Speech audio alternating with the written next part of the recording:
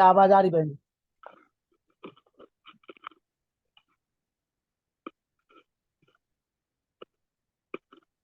ओ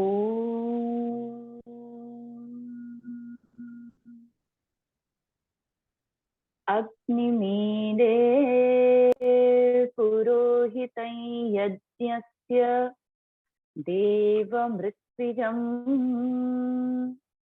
होतारं रत्नधातमम्।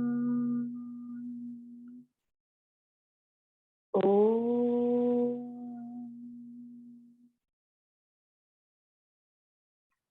केयूराणि न भूषयन्ति पुरुषम् हारान चन्द्रोज्ज्वलः न स्नानं न विलेपनं न कुसुमम् नालङ्कृता मूर्धजः वाण्येका समलङ्करोति पुरुषम् या संस्कृता धार्यते क्षीयन्ते खलु भूषणानि सततम् वाग्भूषणं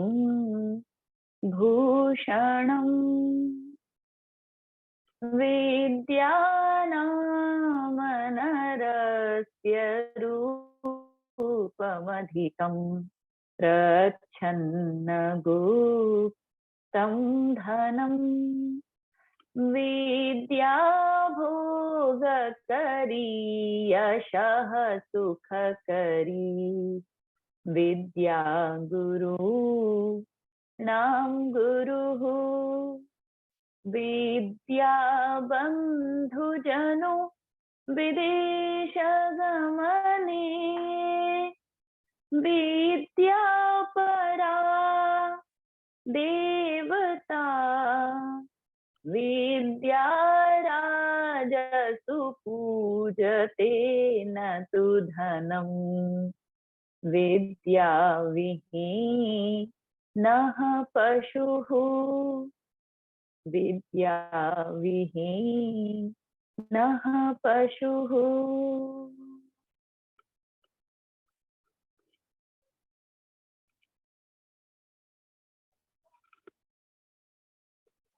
आर्य समाज के इस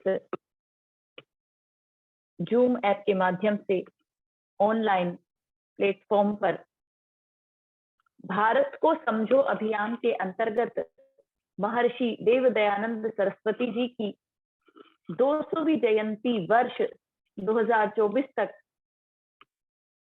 चलाए जा रहे एवं आर्य समाज स्थापना के 150 वर्ष 2025 तक तथा स्वामी श्रद्धानंद सरस्वती बलिदान दिवस शताब्दी वर्ष 2026 तक आर्यों तक जन जन तक आर्यों के जो उपदेश है उनको पहुंचाने के लिए चलाए गए इस कार्यक्रम में उपस्थित इस कार्यक्रम के कर्ता धर्ता संचालक महोदय आदरणीय भ्राता जी, इस मंच पर उपस्थित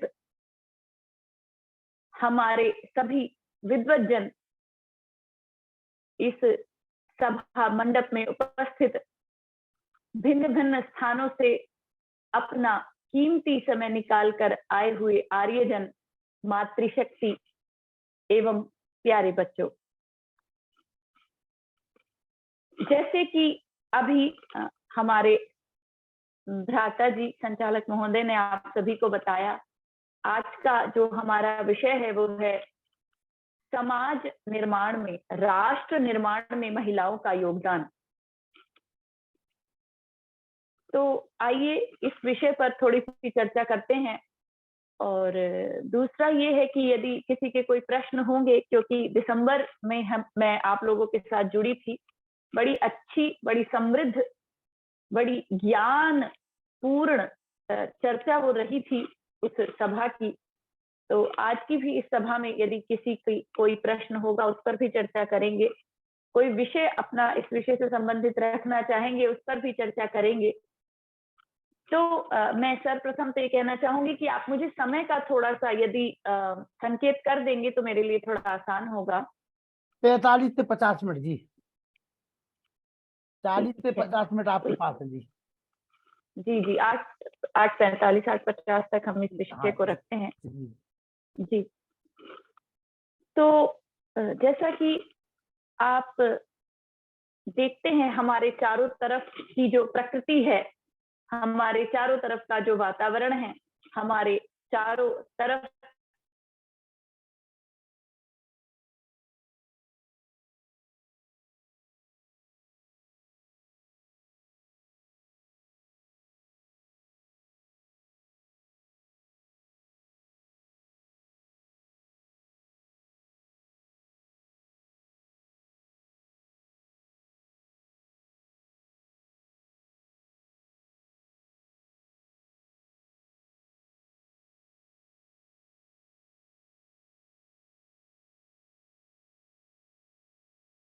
प्रकृति है, जीव जंतु है, बहुत सारी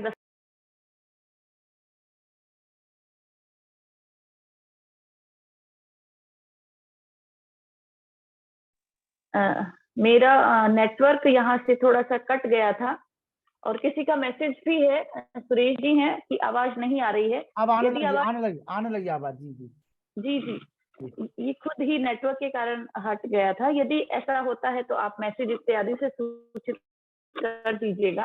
जी बिल्कुल बिल्कुल। तो कहने का मतलब ये है कि जो दो रूप हैं,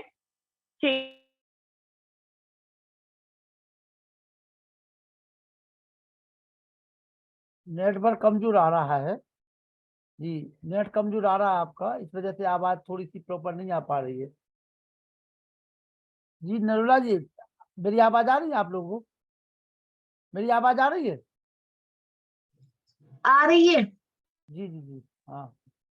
तो डॉक्टर श्रद्धा जी की आवाज थोड़ी सी नेटवर्क प्रॉब्लम की वजह से कट रही है जी जी जी, नेट चेंज करना पड़ेगा या थोड़ी सी व्यवस्था। चेतन जो सृष्टि ईश्वर के द्वारा बनाई गई। डॉक्टर श्रद्धा जी, आपका नेट कमजोर होने की वजह से कट रहा है जी। डॉक्टर श्रद्धा जी, जी श्रद्धा जी, आपका नेट कट रहा है बार बार।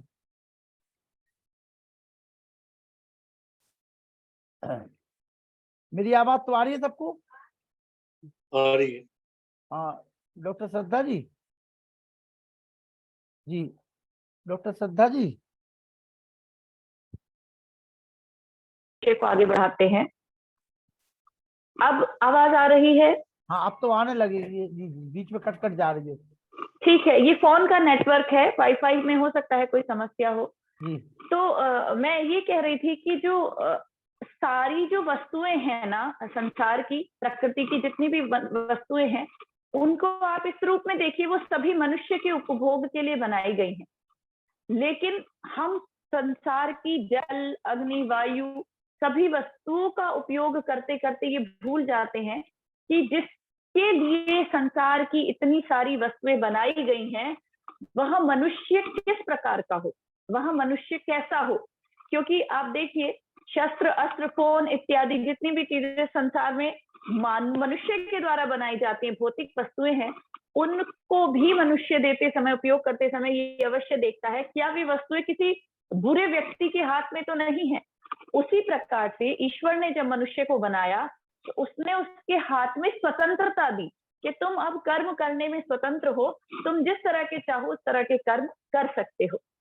तो इसमें जब मनुष्य की बारी आती है कि मनुष्य किस प्रकार का हो, जो सारी संसार की वस्तुओं का उपयोग कर रहा है, उपभोग कर रहा है, वो मनुष्य किस प्रकार का हो या उस मनुष्य का निर्माण किस प्रकार का हो, तो इसका जो सबसे बड़ा भार आता है वो आता है नारी शक्ति के ऊपर। क्योंकि जब एक माता अपने गर्भ में एक शिशु को धारण करती है तो वो सबसे ज्यादा समय, सबसे लंबा समय उस शिशु के साथ बिताती है।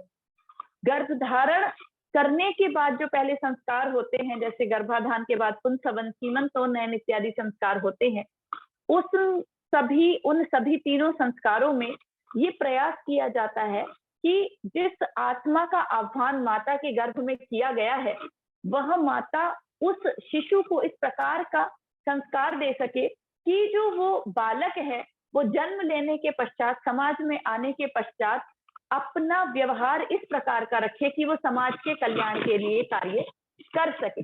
आप देखेंगे यदि वैदिक जो ज्ञान परंपरा है, वेदों की जो ज्ञान परंपरा है, अगर उससे हम देखें कि मनुष्य किस प्रकार का होगा और उस मनुष्य का निर्माण करने वाली मातृशक्ति किस प्रकार की होगी, तो आप सभी ने अभी देखा होगा कि G20 समिट एक बहुत बड़ा कार्यक्रम चलाया जा रहा है विश्व स्तर पर, जिसकी अध्यक्षता भारत वर्तमान में कर रहा है और भारत के जो प्रधानमंत्री हैं वो वर्तमान में उसके अध्यक्ष हैं।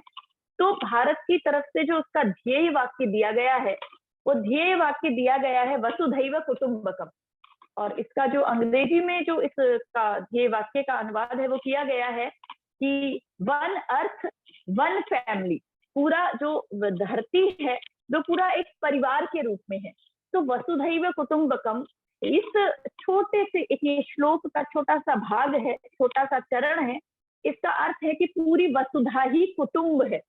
वसुधा अर्थात धरती, धरती अर्थात माता। हम भूमि को अपनी माता के समान मानते हैं और शास्त्रों में, वेदों में बहुत सारे ऐसे मंत्र श्लोक हमें देखने को मिलते हैं जिसमें इस बात का साक्षात प्रमाण दिया गया है कि जो हमारी वसुधा है, जो हमारी जननी है, जो हमारी जन्म भूमि है, वो हमारी माता के समान है। तो हम देखते हैं कि धरती माता का हम किस तरह से शोषण कर रहे हैं, धरती माता को हम किस तरह से उससे सारे जो उपयोगी वस्तु हैं उससे ले रहे हैं, लेकिन उसका संरक्षण करने के लिए हम कुछ भी विशेष रूप से नहीं कर पा रहे हैं। तो कहने का मतलब ये है, वही स्थिति माता की भी है। हमारे समाज में प्राचीन काल से ही माता का स्थान बहुत ही ऊंचा रहा है। वो स्थान इतना ऊंचा रहा है कि जब भगवान श्री राम अयोध्या लौटते हैं युद्ध समाप्त करने के बाद, और जब उन्हें एक तरह से आमंत्रित किया जाता है, निमंत्रण दिया जाता है कि अब आप लंका में रहिए, लंका को ही संभालिए, लंका तो इतनी सोने वाली लंका है, आप इसमें रहिए और इसका उपयोग भी कीजिए, उपभोग भी कीजिए और इसको बढ़ाइए, इसका संवर्धन कीजिए। तो वहां पर भगवान श्री राम कहते हैं कि अपि स्वर्णमयी लंका न मे लक्ष्मण रोचते जननी जन्म भूमिश्च स्वर्गादपि गरीयसी। इस श्लोक को अगर आप एक साधारण अर्थ में देखें तो आप ये पाते हैं कि अपि स्वर्णमयी लंका, लंका भले ही सोने से जड़ी हुई क्यों न हो, अपि स्वर्णमयी लंका, न में लक्ष्मण रोचते, लक्ष्मण मुझे यह अच्छी नहीं लगती, जननी जन्म भूमिश्च, जो मेरी जननी है जिसने मुझे जन्म दिया है, और जन्म भूमि, जिस भूमि में मैंने जन्म लिया है, मुझे जन्म देने वाली मेरी माँ, मेरा पालन पोषण करने वाली मेरी माएं, एवं जिस जन्म भूमि में मैंने जन्म लिया है, स्वर्गादपि गरीयसी, वो स्वर्ग से भी अधिक गरीयसी अर्थात गुरु है। लेकिन अगर इस श्लोक का अर्थ दूसरे तरह से देखा जाए तो इसका अर्थ ये भी है कि प्राचीन काल में जो हमारी माताएं होती थी, जो जननी होती थी एवं जो जन्मभूमि होती थी, वो हमारे लिए किस प्रकार से महत्व रखती थी। आप देखिए कि एक जननी है, भगवान श्री राम की 3 माताएं थी। एक जननी है जिसने राष्ट्र के कल्याण के लिए, राक्षसों के विनाश के लिए अपने पुत्र को 14 वर्ष का वनवास दिया। एक जननी है कि जब एक बेटे को 14 वर्ष का वनवास मिल रहा है तो अपने बेटे लक्ष्मण को साथ भेज दिया कि तुम अपने भाई को अकेले मत छोड़ो, तुम इसके साथ जाओ। और जो जननी है जिसने जन्म भगवान श्री राम को दिया है, जिसने इतनी तपस्या करके उसने ये संस्कार डाले हैं, वो भी यही चाहती है कि उसका बेटा वन में चला जाए। कोई विरोध ऐसा उसने नहीं किया कि वो वहीं रहे, राज्य करे, राजा बना रहे, बल्कि इन तीनों माताओं ने उनको जंगल में भेज करके, वहां जितनी भी बुरी स्थिति थी, जो भी वन था, जो भी स्थिति थी, उसमें भेज करके अपनी संतान को राक्षसों के विनाश करने के लिए प्रेरित किया। एक माँ वो थी जब यहाँ पर मुस्लिम शासक थे और महाराष्ट्र में, पुणे में बहुत बुरी स्थिति थी, लोग अपने बच्चों का नाम भी उर्दू भाषा में रखने लगे थे। महाराज छत्रपति शिवाजी के जो भाई थे, बड़े भाई थे, उनका नाम भी मुस्लिम शासक के नाम पे था, उर्दू में ही रखा गया था। उस समय पर छत्रपति शिवाजी की मां ने उन्हें संस्कार दे करके उनका निर्माण किया। इसके अतिरिक्त जितनी भी जीजाबाई, पद्मावती, जितने भी माताएं हमारे समाज में उस समय पे हुई हैं, उन्होंने अपना बलिदान दे करके समाज निर्माण का कार्य किया है। अगर प्राचीन इतिहास को देखें, भारत का प्राचीन जो समय था, काल था, वो किस प्रकार का था, तो हम पाते हैं कि महिलाओं की जो स्थिति थी वो बहुत अच्छी थी, लेकिन धीरे धीरे धीरे धीरे धीरे धीरे समाज का पतन होता चला गया। विशेष जो चिंता करने का विषय है, विशेष जो चर्चा करने का विषय है, वो यह है कि वर्तमान में जो हमारी नारी है, वर्तमान में जो हमारे परिवारों में स्त्रियां हैं, जो हमारी बालिकाएं हैं, जो हमारी कन्याएं हैं, वो हमारे पूरे समाज के प्रति किस तरह से एक तरह से अपने मन के सारे मतलब जिम्मेदारी नहीं समझ रही हैं और समाज में अपने आप को थोड़ा अलग महसूस करती हैं। पहले तो स्त्री को ये दिखाया जाना कि तुम्हारा परिवार पे कोई हक नहीं है, तुम्हारा कोई स्थान नहीं है, जबकि वेदों में जब पाणी ग्रहण संस्कार होता है, विवाह संस्कार होता है, तो पत्नी को ये नहीं कहा जाता कि तुम्हें आज से पर्दा प्रथा में रहना है, या तुम्हें जो है घूंघट में रहना है, या तुम्हें ढक करके रहना है, ऐसा बिल्कुल भी नहीं कहा जाता। बल्कि जो उसका पति है वो उसे कहता है, विवाह संस्कार जो कि 13वां संस्कार है, उसमें कहा जाता है, गृह्णामि ते सौभगाय हस्वम मया पत्या जरदस्ति यथासह। मैं तेरा जो हाथ है सौभाग्य के लिए पकड़ रहा हूँ, तेरा हाथ सौभाग्य के लिए अपने हाथ में ले रहा हूँ, मैं तेरा पति हूँ, मैं तेरे साथ वृद्ध हूँ, और बहुत सारे पर्यायवाची शब्दों के साथ वहां पर उसको अलंकृत किया जाता है। और जब संस्कार की विधि बहुत लंबी है, अधिक चर्चा न करते हुए महिला को कहा जाता है कि तू ये पूरी जो जनता बैठी है यहाँ पर, जो हमारे विवाह की साक्षी बन रही है, इन सबको तू एक बार आंख उठा करके देख ले कि कितने लोग, विद्वान समाज के बड़े लोग हमारे विवाह में उपस्थित होकर के साक्षी हो रहे हैं। तो इस तरह का कोई भी जो प्रमाण है वो नहीं मिलता कि महिला को एक तरह से पर्दे में रहना चाहिए या किसी तरह की अंदर रहना चाहिए और बाहर का जो दृश्य है वो नहीं देखना चाहिए। दीदी अगर आप 1 मिनट लीड निकाल लो और बिना लीड के बोलो तो बहुत साफ आवाज आएगी। लीड से आवाज हल्की हल्की किरकिर हो रही है। ठीक है, मैं कर। हाँ, लीड थोड़ी डिस्टर्ब हो रही है।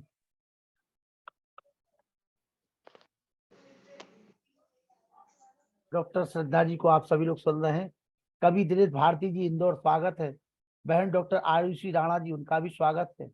आइए श्रद्धा जी, प्रारंभ रखें। आवाज आ रही है? मैंने अब साफ आवाज आ रही। उसी से वो आवाज चेक करा रही थी ना, मैं देख रहा था कि किसी का माइक तो नहीं खुला। क्या बात है जी? ठीक है। अब हाँ, ये आपने अच्छा किया, ये बता दिया। तो जी। कहने का मतलब ये है कि मतलब वेद मंत्रों में एक आदेश दिया गया है कि तू साम्राज्य बनकर रहे। साम्राज्य बनकर रहे में क्या कहा? साम्राज्य श्वशुरे भव, साम्राज्यम सुशवे भव, साम्राज्य स्वश्रवाम भव, ननांद्री साम्राज्य भव, साम्राज्य अधिदेवृषु। इस मंत्र में, ये ऋग्वेद के 10वें मंडल का मंत्र है, इसमें कहा गया है कि तुम जब अपने ससुराल में जाओ तो वहां पर साम्राज्य बनकर रहो। तुम जब अपने सास ससुर के पास जाओ, तुम वहां महारानी बनकर रहो। तुम्हारी जो नंदे हैं उनके बीच में तुम महारानी बनकर रहो। तुम्हारे जो देवर हैं, परिवार के जो जन हैं जो तुमसे छोटे हैं, उनके बीच में भी तुम महारानी बनकर रहो।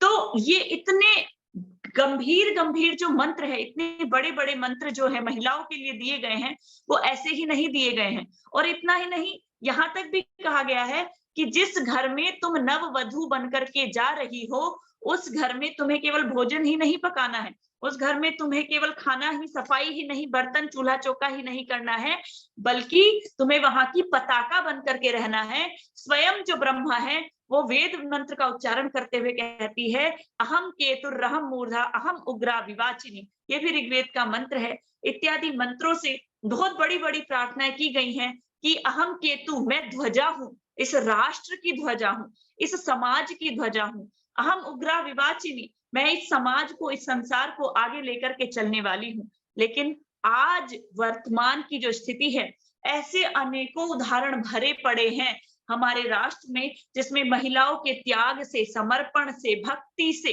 उनकी प्रेरणा से, उनके संस्कारों से संतानों का निर्माण हुआ। बहुत सारी माताओं के ऐसे नाम हैं जिन्होंने इस राष्ट्र को बनाने के लिए अपना सर्वस्व त्याग किया। लेकिन भूत में जो हो चुका है उसको तो हम देखेंगे और गर्व अनुभव करते हैं, लेकिन यदि वर्तमान की स्थिति देखें तो सबसे बड़ी जो विपत्ति है, सबसे बड़ी जो कठिनाई है, सबसे जो प्रतिकूल जो अवस्था है, वो ये है कि हमारा जो वर्तमान समाज है वो अपने देश की संस्कृति से, समाज से, सभ्यता से प्रेरणा न लेकर के बाहर के देशों की संस्कृति से, समाज से और वहां की जो वातावरण है उससे शिक्षा लेने का प्रयास करता है। मैं पहनावे की बात नहीं कर रही हूँ, पहनावा तो हमने ले ही लिया है, पहनावा तो हमारे देश का पहनावा वातावरण के अनुकूल कैसा होना चाहिए और हम कैसा पहन रहे हैं आप सभी जानते हैं। हमारे देश में जो खान पान है ऋतुओं के अनुसार, मैं उसकी भी बात नहीं कर रही हूँ, क्योंकि ऋतुओं के अनुसार हितभुक, ऋतभुक, मितभुक, चरक इत्यादि आयुर्वेदिक ग्रंथों के अनुसार भोजन करना चाहिए। हम उसे भी छोड़ करके और जो वैदेशिक भोजन है, जो आप सभी उन जो फूड्स हैं उनके नाम जानते हैं, उनको हमने खाना पीना प्रारंभ कर दिया है, उसकी भी चर्चा नहीं कर रही हूँ। मैं चर्चा कर रही हूँ यहाँ पर जो वैचारिक परिवर्तन हमारी बेटियों में, हमारी बहनों में, हमारी माताओं में लाने का प्रयास किया जा रहा है। सबसे बड़ी समस्या ये आ रही है कि हमारी जो माताएं हैं, आप सभी वैसे इस बात को सुनकर के ये कहेंगे कि जनसंख्या के रूप में तो भारत इस समय चीन से भी आगे निकल गया है, लेकिन फिर भी एक संस्कारवान संतान बनाने के लिए एक उत्तम आत्मा का आह्वान करके अपने गर्भ में उसे धारण करके हमारी बेटियां ऐसे बच्चे को जन्म देना वर्तमान में नहीं चाहती हैं। सबसे बड़ी समस्या ये हो गई है कि वो ये उनके मन में एक गलतफहमी आ गई है कि अगर मैं बच्चे को जन्म दूंगी तो मेरा शरीर खराब हो जाएगा। यदि मैं बच्चे को जन्म देना ही नहीं, यदि मैं बच्चे को दूध पिलाऊंगी तो मेरा जो शारीरिक ढांचा है वो परिवर्तित हो जाएगा, और यदि मैं बच्चे को जन्म दे करके और उसके पालन पोषण में लगूंगी तो मेरा जो करियर है, मेरा जो जीवन है, या मैं जो धन कमा सकती थी या जो स्वतंत्रताएं मुझे मिल सकती थी, वो सब समाप्त हो जाएगा। और इन सब विपरीत विचारों को डालने के लिए बहुत सारी एक तरह से विचारधाराएं हैं, जैसे कम्युनिस्ट विचारधारा है, ईसाई विचारधारा है, वो सब हमारे समाज में बहुत तेजी से और बहुत अच्छे तरीके से काम कर रही हैं। दो चीजों की ओर इशारा करते हुए आगे बढ़ना चाहूंगी। सबसे पहले तो हमारे देश में आप देख रहे हैं कोई भी ऐसा आंदोलन नहीं हो रहा, कोई भी ऐसा धरना नहीं हो रहा, कोई भी ऐसी भीड़ नहीं बैठी जो ये कह रही हो लिव इन रिलेशनशिप में रहना अनिवार्य होना चाहिए। लिव इन रिलेशनशिप क्या है मैं आपको बताती हूँ कि भाई लड़का लड़की बिना विवाह किए, बिना कोई भी वैवाहिक बंधन में बंधे, बिना किसी भी एक तरह से कानूनन कार्यवाही किए, लोगों को साक्षात प्रमाण माने बिना वैवाहिक जो बंधन है, शादी का, मैरिज का, जो वेडिंग की जो प्रक्रिया है उसमें ना बंध करके बस साथ रहें। जब तक उनमें परस्पर बनती है तो ठीक है, नहीं बनती है फिर अपना अलग अलग रहें। ये विचारधारा, ये पहला पॉइंट है जो हमारे समाज में बहुत बुरी तरह से घर कर रहा है। और आप देखेंगे किसी भी नियम को लाने के लिए देश में जितने भी परिवर्तन वर्तमान सरकार द्वारा किए गए हैं, कहीं ना कहीं उसके बड़े बड़े आंदोलन हुए, कहीं ना कहीं उसके लिए बड़ी बड़ी प्रयास हुए, कहीं ना कहीं उसके लिए बड़े बड़े लोगों ने त्याग देने के लिए परिश्रम किया, लेकिन लिव इन रिलेशनशिप को कोई कह नहीं रहा है, फिर भी उसको अनुमति दी जा रही है। तो इसके पीछे बहुत बड़े बड़े लोग प्रयास कर रहे हैं कि ये जो कम्युनिस्ट विचारधारा है, ये जो विपरीत वैचारिक जो एक तरह से स्थितियां हैं, उस पर कार्य किया जाए, और कार्य ही नहीं किया जाए, उसको लागू करवा दिया जाए। अच्छा, लागू करवाने से हानि क्या होगी? हानि ये होगी कि आप देखते हैं हमारे समाज की एक व्यवस्था हुआ करती थी। हमारे समाज को ऋषियों ने, मुनियों ने बहुत ज्यादा अध्ययन करके 4 एक तरह से विभागों में बांटा था। ब्रह्मचर्य, गृहस्थ, वानप्रस्थ, संन्यास। ये जो 4 आश्रम थे, इसमें सबसे पहले विद्यार्थी ब्रह्मचर्य अवस्था का पालन करता था। आप सभी जानते हैं ब्रह्मचर्य अवस्था क्या होती है। उसके बाद गुरु ये निर्धारित करता था कि भाई ये इस वर्ण का होगा, इस व्यवहार का होगा, इन आदतों और गुणों वाला है, तो भाई इसको ब्राह्मण, क्षत्रिय, वैश्य, शूद्र इन वर्णों में बांट दीजिए, अर्थात इनको ये उपाधि दे दीजिए। ये विषय भी अलग है। गृहस्थ आश्रम में प्रवेश करने के बाद उसे जाता था कि जैसे सारी नदियां अपने अपने भूमि पर बहती हुई आकर के समुद्र में मिल जाती हैं, यथा नदी नदा सर्वे सागरे यान्ति संस्थितम, जिस प्रकार सारी नदियां सागर में आकर के स्थित हो जाती हैं, मिल जाती हैं, उसी प्रकार से जो सारे आश्रम है, ब्रह्मचर्य, संन्यास, वानप्रस्थ, वो सब गृहस्थ के ही आश्रित हैं। गृहस्थ आश्रम उनका पालन करेगा, ये जिम्मेदारी गृहस्थों को दी जाती थी।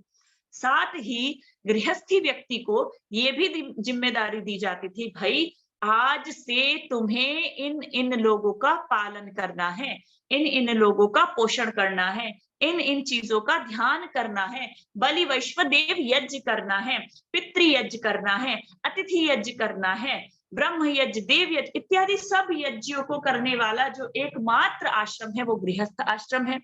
और फिर उसको ये समझाया जाता था, तुम गृहस्थ आश्रम में आ गए हो, पूर्ण तपस्या को करते हुए, सामाजिक कार्यों को करते हुए, आजीविका कमाते हुए, अपने जीवन के सारे उद्देश्यों को पूरा करते हुए तुम्हें एक सर्वश्रेष्ठ संतान का निर्माण करना है। और उस संतान का निर्माण कौन करेगा? माता, पिता और आचार्य। वो जो संतान है, वो जो पुरुष है, वो कैसे जाना जाएगा? मातृमान, पितृमान, आचार्यमान पुरुषो वेद, कि जिसको माता ने अपने गर्भ में पूर्ण रूप से संस्कारित किया हो, जिसको 2-3 वर्षों के बाद पिता के द्वारा अपने परिवार की सारी चीजें समझाई गई हो, 8 से 10 वर्ष के बाद जो गुरुकुल में आचार्य के पास चला गया हो, शास्त्रों का ज्ञान जिसने किया हो, और अपने स्वभाव के अनुसार अपने जीवन का निर्माण, अपने व्यक्तित्व का निर्माण जिसने किया हो, ऐसा कर्तव्य करने के लिए गृहस्थ आश्रम को निर्देश दिए गए थे। उसके पश्चात के वानप्रस्थ आश्रम है और संन्यास आश्रम है। तो कहने का मतलब ये है कि अब क्या हो रहा है, समाज एक नियमों में बंधा हुआ था कि आपको परिवार चलाना है, धर्म कमाना है, अच्छा आचरण करना है और संतान का निर्माण करना है। लेकिन जब आप इन सब नियमों में बंध जाते हैं तो आपको बहुत सारी जो बुराइयां हैं उनसे दूर रहना स्वयं ही पड़ता है। लिव इन रिलेशनशिप में क्या है, आप देखिए ना, आपको किसी वानप्रस्थी का या अपने वृद्धों का सम्मान करना, रक्षा करनी, ना किसी सन्यासी को अपने घर बुलाना, खिलाना पिलाना, उनको दान दक्षिणा देनी, ना आपको ब्रह्मचारियों के प्रति कोई कर्तव्य करना। दूसरा जो सबसे कठिन काम है इस पूरी भूमि पर, एक बालक को जन्म देना, संस्कारित करना, उसको बनाना, वो आपको नहीं करना। लिव इन रिलेशनशिप में जब तक आपकी व्यवस्था है, आपकी कंपनी है, जो भी है, आप सब साथ चल रहे हैं, तब तक आप साथ रहिए। और जब आपको ऐसा लगता है कि अब स्थिति विपरीत है, अब नहीं बनेगी बात, तो अलग हो जाइए। पहले ऐसा नहीं होता था। माता पिता के साथ समाज में, परिवार में, गांव में, एक मोहल्ले में जब सब एकत्रित होकर के रहते थे तो एक दूसरे की शर्म करते थे, अलग होने से पहले भी विचार करते थे, सोचते थे। तो लिव इन में कितनी स्वतंत्रता हो गई। लेकिन इसमें आने के बाद जो नुकसान सबसे बड़ा ये हुआ, वो ये हुआ कि हमारा जो समाजवाद था, इसीलिए आज का विषय समाज के ऊपर रखा गया है। इकाई ठीक हो, परिवार ठीक हो, समाज ठीक हो, तो राष्ट्र तो स्वयं ही ठीक हो जाता है। तो जो हमारे समाज की जो व्यवस्था थी, समाज को चलाने की जो परंपरा थी, समाज को चलाने के जो सामान्य नियम थे, उन नियमों में कैसे एक तरह से सेंध लगाई जाए, कैसे उन नियमों को एक तरह से तोड़ दिया जाए, ये सबसे आसान तरीका है कि आप विदेशों की तरह रहिए। विदेशों में कोई बीमार होता है, सरकार उठा के ले जाती है, इलाज हुआ तो ठीक है, इस तरह की व्यवस्थाएं वहां पर होती हैं। लेकिन भारत इन सब विपरीत परंपराओं के कारण नहीं जाना जाता, भारत एक परिवार के कारण जाना जाता है। और वो परिवार कैसा है? जिस परिवार को उसकी माता संचालित करती है, और माता भी कैसी? धार्मिकी हो, प्रशस्ता हो, विदुषी हो। महर्षि देव दयानंद सरस्वती जी ने सत्याप्रकाश में स्पष्ट लिखा है कि माता कैसी हो, स्त्री कैसी हो, पालन करने वाली जो महिला है वो कैसी हो, वो धार्मिकी हो, धार्मिक आचरण का पालन करती हो। लिव इन में इन सब चीजों का कोई बाधा ही नहीं है, कोई आपको टोके नहीं, रोके नहीं, पूछे नहीं। प्रशस्ता हो, विदुषी हो, जिसे सब चीजों का ज्ञान हो, जो अपने बच्चों को भी इस ज्ञान मार्ग पर चला सके, ऐसा नियम बनाया गया। लेकिन बहुत ही सावधानी पूर्वक कोर्ट में चलाए जा रहे केस इत्यादि के माध्यम से ये जो परंपरा हमारे धार्मिक समाज में, ये जो हमारे परिवेश में घुसाई जा रही है लिव इन रिलेशनशिप की, ये बहुत ही बुरी परंपरा है। और इस परंपरा को हटाने के लिए या तोड़ने के लिए या इस परंपरा से अपने बच्चों को बचाने के लिए जो प्रयास हमें करना है, वो प्रयास यही है कि केवल मैं अपने ही बच्चों को ना देख करके आस पड़ोस समाज परिवार जितना भी हमारा परिवेश है, जितनी भी मेरी सीमाएं हैं, मैं हमेशा एक बात कहा करती हूँ कि हमारा जो समाज बनाने का तरीका है वो बड़ा अच्छा है। आप देखिए, मैं और मेरे पति, एक व्यक्ति और एक महिला, दो लोगों के कितने लोगों से जुड़ाव होता है, मतलब दो लोग कितने लोगों से जुड़ सकते हैं, इसका सबसे बड़ा उदाहरण देखिए। मेरे माता पिता को जो पुरुष है वो जान जाएगा, पुरुष के माता पिता को मैं जान जाऊंगी, उनके माता पिता के जो मामा का परिवार होगा हम उन्हें भी जान जाएंगे, वो हमारे माता पिता ताऊ चाचा के परिवार को जान जाएंगे। इसी प्रकार बुआ के परिवारों को परस्पर दोनों जान जाते हैं। इसी प्रकार मामा फूफा जितने भी रिश्ते हैं हम उन सभी परिवारों को जान जाते हैं। गांव में यदि आप देखेंगे तो गांव में परंपरा इतनी समृद्ध थी कि परस्पर एक दूसरे को सब जानते थे। एक व्यक्ति साधारणतया 300 लोगों से संबंध होता ही था, एक व्यक्ति का 300 से 400 500 कि पूरा गांव है, ये मेरा मामा लगता है, मैं इन सभी को जानता हूँ, ये मेरे बुआ का गांव है, मैं इन सभी को इस संबंध से जानता हूँ। लेकिन अगर इस तरह की कुरीतियां हमारे परिवेश में, परिवारों में घर कर जाएंगी तो ये जो सारे संबंध है जिनके कारण हम टिके रहते हैं, जिनसे हम जुड़े रहते हैं, जिनके कारण हम एक दूसरे की शर्म करते हैं या जिनके कारण हमारे संबंध कुछ लड़ाई हो जाए, झगड़ा हो जाए, विपरीत परिस्थिति उत्पन्न हो जाए, उन परिस्थितियों में जिनका सहारा लेकर के हम काम कर सकते हैं, वो सारे संबंधों को धीरे धीरे खत्म किया जा रहा है। दूसरी जो मैं दो बातें मैंने कहना चाहिए, एक लिव इन रिलेशनशिप की, दूसरी आजकल आप देख ही रहे होंगे न्यूज में बहुत ज्यादा चल रहा है समलैंगिक विवाह। समान लिंग है जिनका, उनका परस्पर विवाह करवा दो। इसका भी आंदोलन पूरे देश में कहीं नहीं चल रहा है। कहीं आपने देखा धरने पे बैठे हैं और या बहुत उनकी पिटाई विटाई हो रही है, जेल में बंद है 100 200 1000 समलैंगिक, नहीं, कोई ऐसा आंदोलन नहीं चल रहा। फिर भी कैसी सुनवाई चल रही है कि समलैंगिक विवाह को मान्यता प्राप्त होनी चाहिए। मतलब पिता और पिता का विवाह पुरुष और पुरुष का विवाह कर दो या स्त्री और स्त्री का विवाह कर दो। आप मेरी बात का विश्वास मानिए, इन सब विषयों पे आजकल कोई चर्चा ही नहीं कर रहा। या तो सरकार कर रही है या जिसे ये नियम पालन करवाने हैं वो चर्चा कर रहा है। तो क्या कहा, पिता जो बनेगा वो भी पिता ही रहेगा, दूसरा व्यक्ति भी पिता ही रहेगा। तो इसमें क्या हो जाएगा, आपको संतान पैदा नहीं करनी। संतान, दो पुरुष संतान थोड़ी ना पैदा करेंगे, दो महिलाएं संतान थोड़ी ना पैदा कर सकती हैं। तो जो प्रकृति के मूल नियम हैं, उन नियमों से हटा करके विपरीतताएं दिखाई जा रही हैं। किस रूप में कि भाई दो पुरुष रहेंगे या वो अनाथ आश्रम से बच्चे को गोद ले लेंगे, जो कि परंपरा हमारी है ही नहीं। अनाथ आश्रम रूपी परंपरा या वृद्धाश्रम रूपी परंपरा इस रूप में हमारे यहाँ थी ही नहीं। हमारे यहाँ तो आपने देखा होगा, आप अपने परिवारों में भी, जिन बूढ़े व्यक्तियों की, जिन दादाओं की शादी नहीं होती वो भी परिवार के साथ ही रहते थे। ऐसा नहीं है पहले सभी की विवाह होता था, बूढ़े दादा हमने भी ऐसे देखे हैं जिनका विवाह नहीं हुआ, वो साथ में ही रहते थे। ऐसा नहीं है उनको जंगल में कुटिया बना के डाल दी, धीरे धीरे बड़ा बना दिया, फिर आश्रम बना दिया, वृद्धाश्रम बना दिया।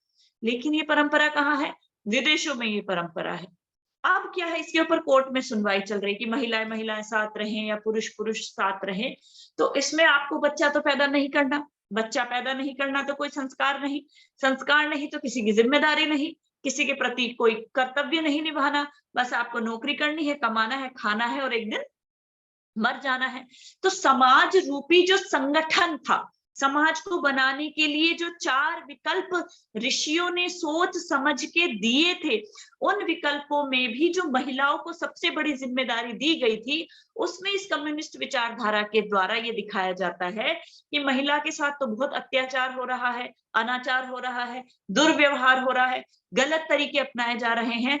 लेकिन उनको वहां पर ये नहीं दिखाया जाता कि एक महिला ही उस व्यक्ति का, उस मनुष्य का, उस संतान का निर्माण कर सकती है, ये शंखनाद कर सकती है, ये नारा दे सकती है। वो कहती है कि मेरे जो बेटे हो वो शत्रुओं को मारने वाले हो, मेरी जो पुत्री हो वो विराट हो। क्या कहा, संस्कृत में मंत्र आता है ऋग्वेद में, कहते हैं मम पुत्राः शत्रुहणो अथो में दुहिता विराट। तो ऐसा शंखनाद करने वाली माताएं कहाँ होंगी जब समलैंगिक विवाह हो जाएंगे?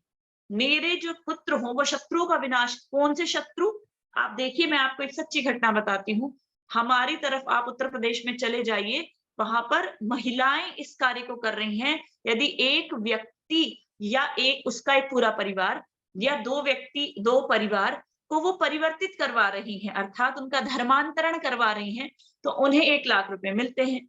तो वो जो घरों में जा जा करके उनके परिवारों को बदलती हैं, तो उनके लिए आसान क्या हो जाता है? उनके जितने भी मामा के परिवार हैं, बुआ के परिवार हैं, फूफा के जितने भी परिवार हैं, उनके जितने भी संबंधी है परस्पर उनको जोड़ करके धर्मांतरण में लगे हुए हैं। और उसमें ये दिखाते हैं कि देखो, आपके जितने भी इष्ट देव हैं, आपके जितने भी पूजनीय देव हैं, उन सब में ये त्रुटियां हैं, इसीलिए आप इन चीजों को अपनाइए।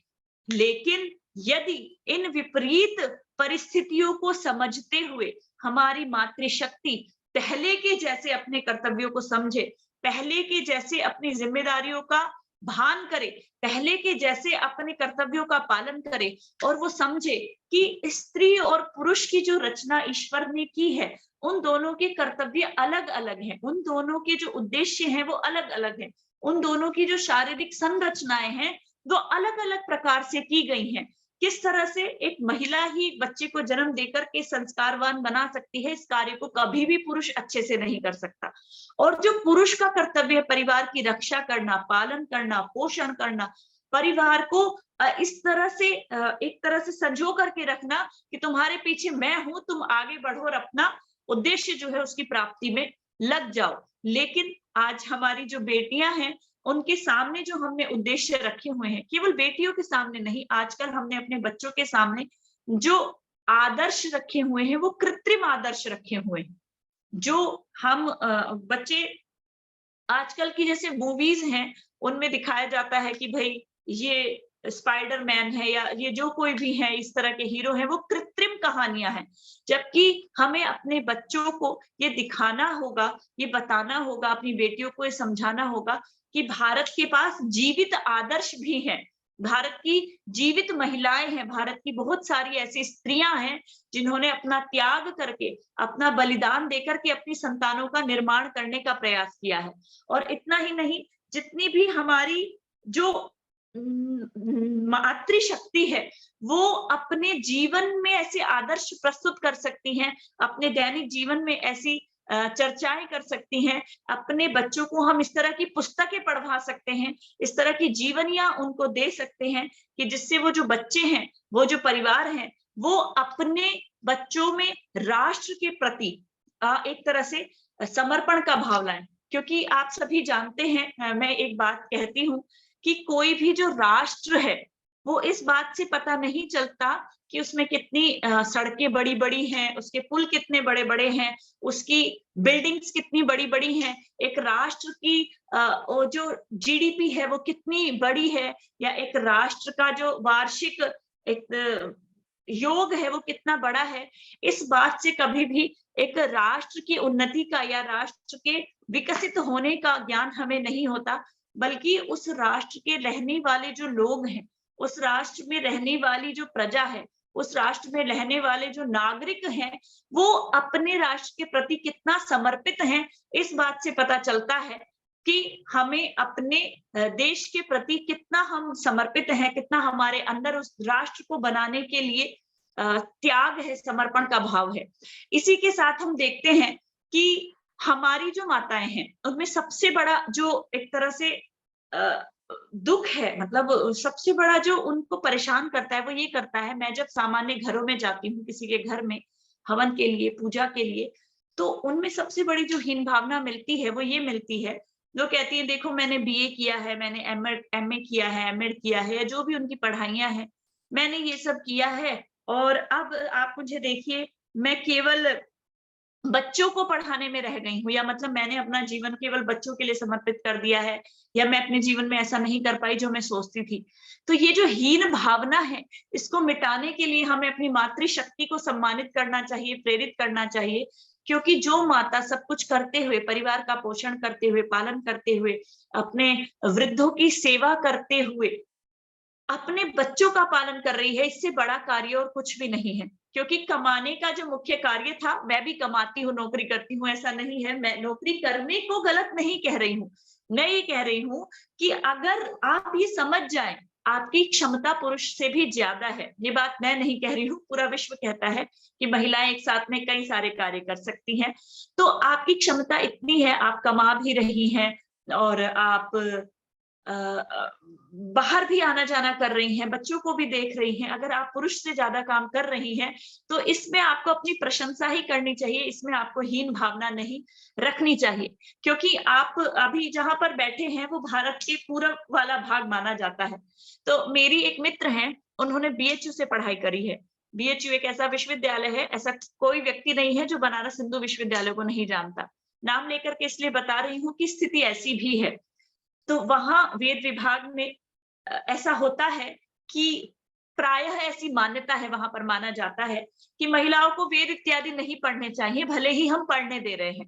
आप किसी भी विद्वान से बात कर लें, वो इसके बहुत अच्छे अच्छे तर्क देंगे, वो आपको चुप भी कर देंगे और वो ये साक्षात मानते हैं कि नहीं, महिलाओं को वेद नहीं पढ़ना चाहिए, मंत्रों का उच्चारण नहीं करना चाहिए और इस तरह की जो ज्ञान है वो नहीं लेना चाहिए।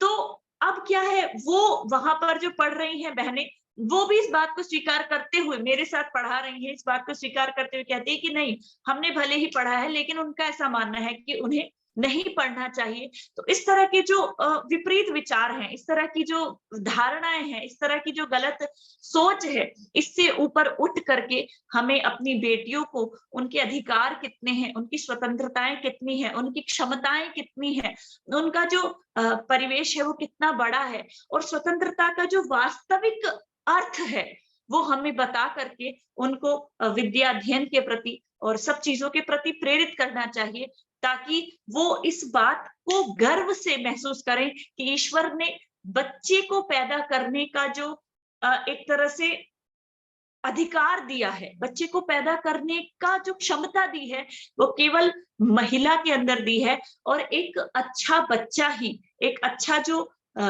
पुत्र या पुत्री ही इस समाज को, इस राष्ट्र को नई दिशा दे सकता है।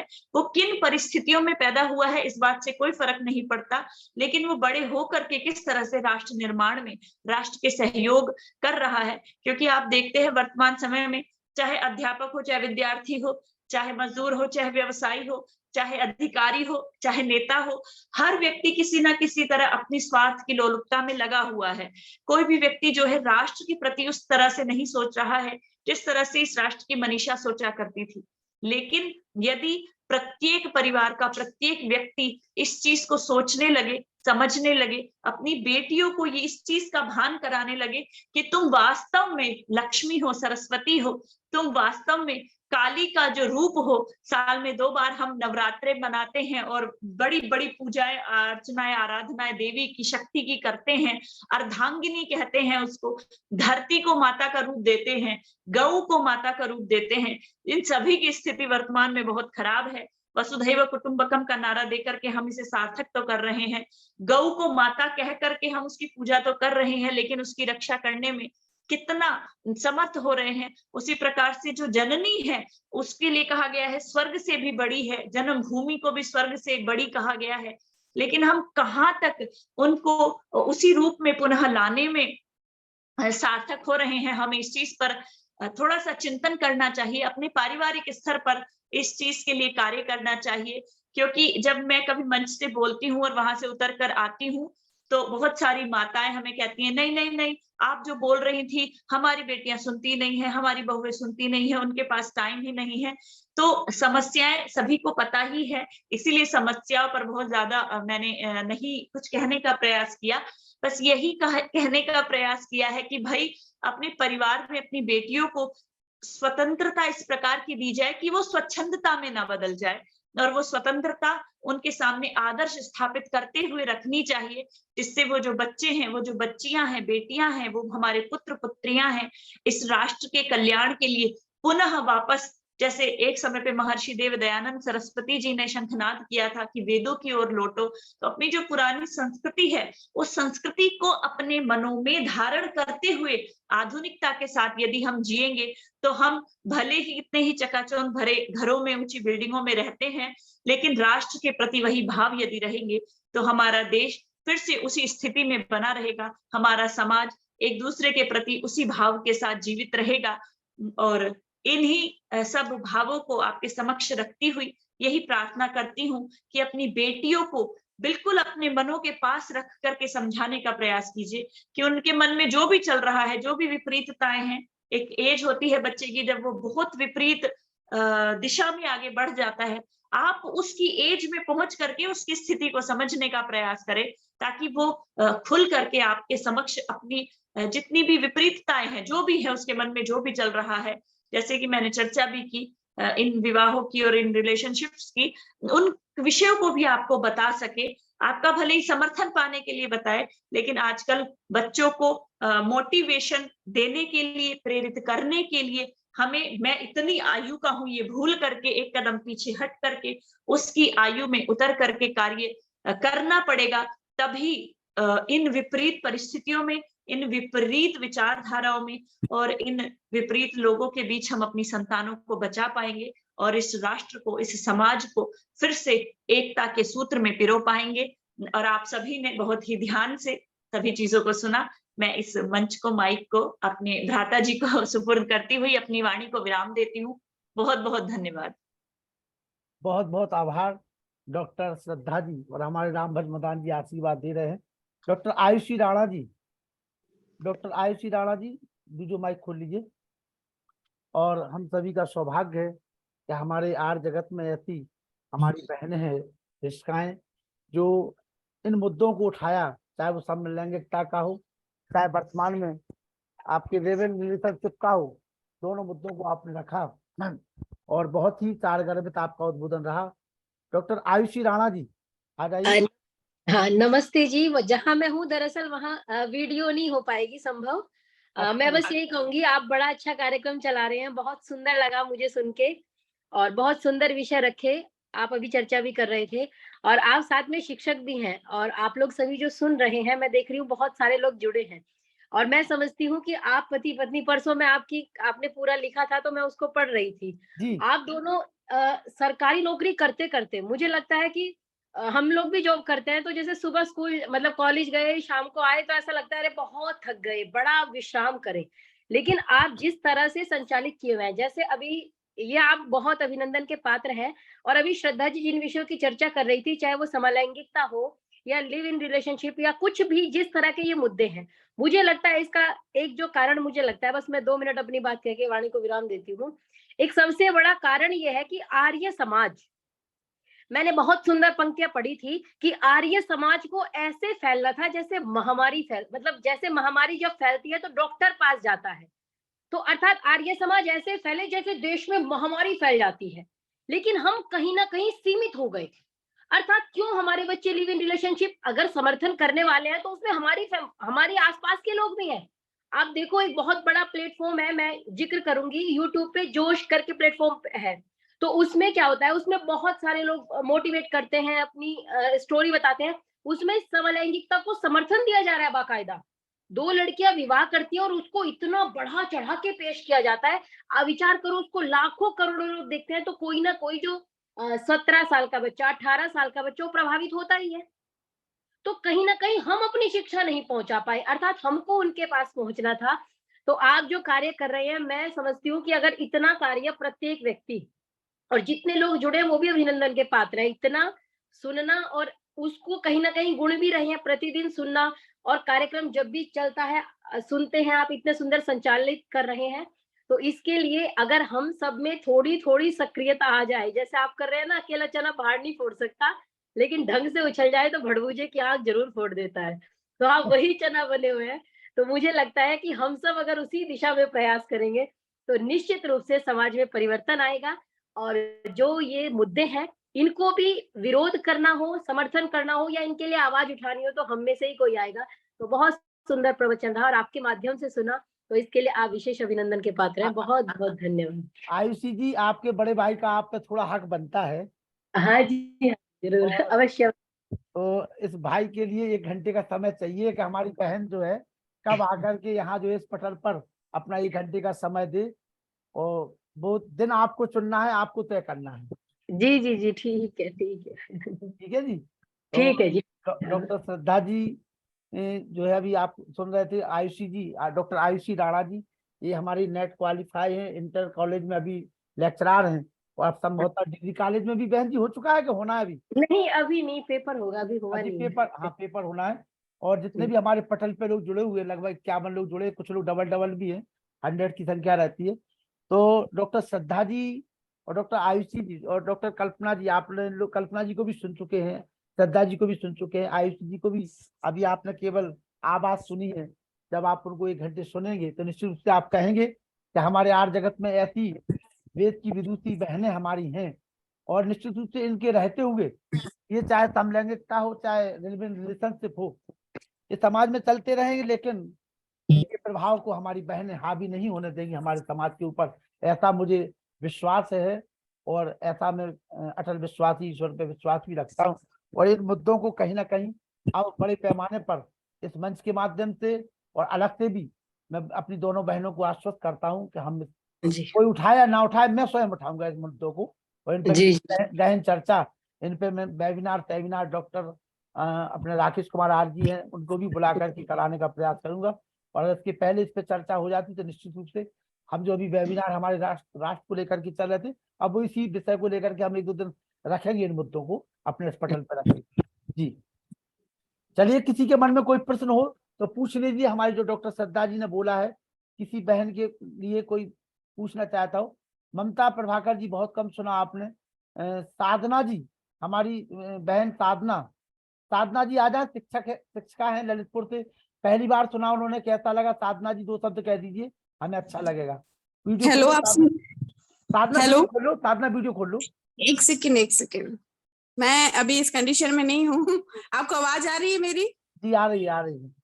अभी मैं वीडियो पे तो नहीं, लेकिन हाँ, आज मुझे रितिका जी को सुन के बहुत ही मतलब अच्छा लगा, और मैं उनको बहुत धन्यवाद देना चाहूंगी कि उन्होंने इस मुद्दे को उठा करके आज इस टॉपिक पे जो उन्होंने डिटेल से बात करी और सब तक अपना मैसेज पहुंचाया। उम्मीद है सारे लोग इसको अपने समाज में जब जगह जगह बैठेंगे, अपने ग्रुप में बैठेंगे, इन मुद्दों पे बात करेंगे, और जो हमारा समाज जो है एक गलत दिशा में डायरेक्शन में बढ़ता जा रहा है, ऐसे ज्वलंत मुद्दे जिन पर जो समाज में ऐसी कुरीतियां आ तो गई हैं, ऐसी बुराइयां आ तो गई हैं, लेकिन उन्हें कोई बात ही करना नहीं चाहता। और ये ऐसे मुद्दे हैं जैसे कि समलैंगिकता हो गई, या और भी मुद्दे जो आपने बताए, जो अंदर ही अंदर दीमक की तरह ना पूरे समाज को खोखला ही करते जा रहे हैं। तो मुझे इस टॉपिक पे उन्होंने आज जो बात करी ना, मुझे बहुत अच्छा लगा, और मैं अपने ग्रुप में जहां भी जाऊंगी ना, इस टॉपिक को उन लोगों के बीच में बताऊंगी कि भाई इस चीज से हम लोग कैसे बचे, या हम आसपास अपने बच्चे अगर इस तरह से देख रहे हैं, उनको सही टाइम पे कैसी गाइडेंस दें, कहाँ से वो डाइवर्ट हो रहे हैं, उस पॉइंट को पकड़ना, उस पॉइंट से बच्चों को सही रास्ते पे लेके आना, कोशिश रहेगी मेरी इस तरफ। साधना, साधना, पच्चीस जी बोलो। पचास अपनी 25-50 जो शिक्षिकाएं बहनें हैं, आपकी सहेली हैं, उनको जी जी इकट्ठा करके कंपनी बाग में इन पे बैठक करो, इन पे चर्चा करो, इस मुद्दे को उठाओ, तुम इसकी जी अगुवाई जी करो, बिल्कुल। समझ रही बात को? जी बिल्कुल, बहुत हमारा जरूरी पूरा है, समर्थन रहेगा तुम्हारे लिए, आगे आओ, आगे आना पड़ेगा। बहुत क्योंकि जरूरी समय, है, क्योंकि हमें अपने हाँ जी जीवन में समय निकालना पड़ेगा, समय नहीं निकालोगे तो हम अपनी आने वाली पीढ़ी को क्या देंगे, इस बात का आत्मचिंतन भी करते रहना। जी बिल्कुल बिल्कुल, मेरा तो इस तरह बिल्कुल प्रयास रहेगा, और मेरे सामने अगर इस तरह के मुद्दे आते भी हैं तो मैं कोशिश करती हूँ कि ये जो डाइवर्जन हो रहा है सोसाइटी में, वो आगे और ना बढ़े। और जितना आप आज समाज में इस तरीके से काम कर रहे हैं, जॉब होते हुए इतना टाइम निकाल करके, और ऑल टाइम मैंने इनको देखा है कि ये ऑल टाइम एनर्जेटिक बने रहते हैं। इन्होंने मुझे पढ़ाया भी है, भाई साहब ने, तो इनसे तो बहुत ही कुछ सीखने को है। हर समय एनर्जेटिक रहना, चेहरे पे एक सिकन ना होना, और निरंतर अपने काम में आगे बढ़ते रहना, तो मुझे लगता है ये तो बहुत ही सच अभी में अभी इनक्रेडिबल आपने काम। डॉक्टर डॉक्टर श्रद्धा जी को सुना होगा।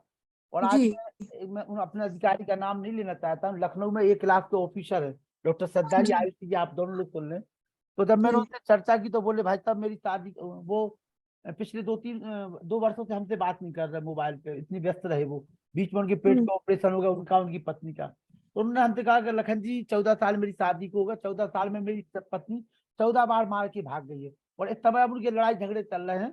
तो उन्होंने मतलब हमें लगा, फिर हमने जब उनसे कहा और अपनी पत्नी से, हमने कहा देखिए सुमन जी, हम और आप आर्य समाज से जुड़े, महर्षि दयानंद से जुड़े, या जवन से जुड़े, एक समाज से जुड़े, तो कहीं ना कहीं किसी भी गलत कार्य को करने के पहले हम लोग 1000 बार सोचते हैं।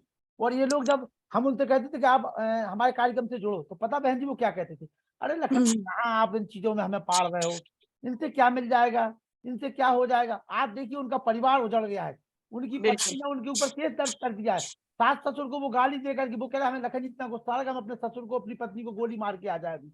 एक क्लास का ऑफिसर जिसकी उम्र मात्र केवल 35 से 40 साल, हमसे बहुत छोटा है।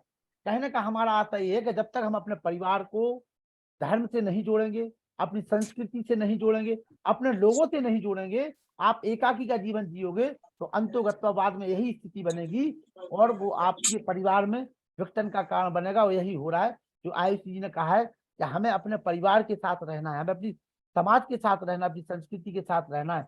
ममता प्रभाकर जी आइए, एक शिक्षिका बहन और है हमारी, ये सब लोग अभी अभी जुड़ रही है। श्रद्धा जी अभी जिनको आप सुन रही थी, ये साधना जी है, ये भी गवर्नमेंट टीचर है, इनके पति भी रेलवे में सर्विस करते हैं। ये ममता जी भी टीचर है, आइए ममता जी,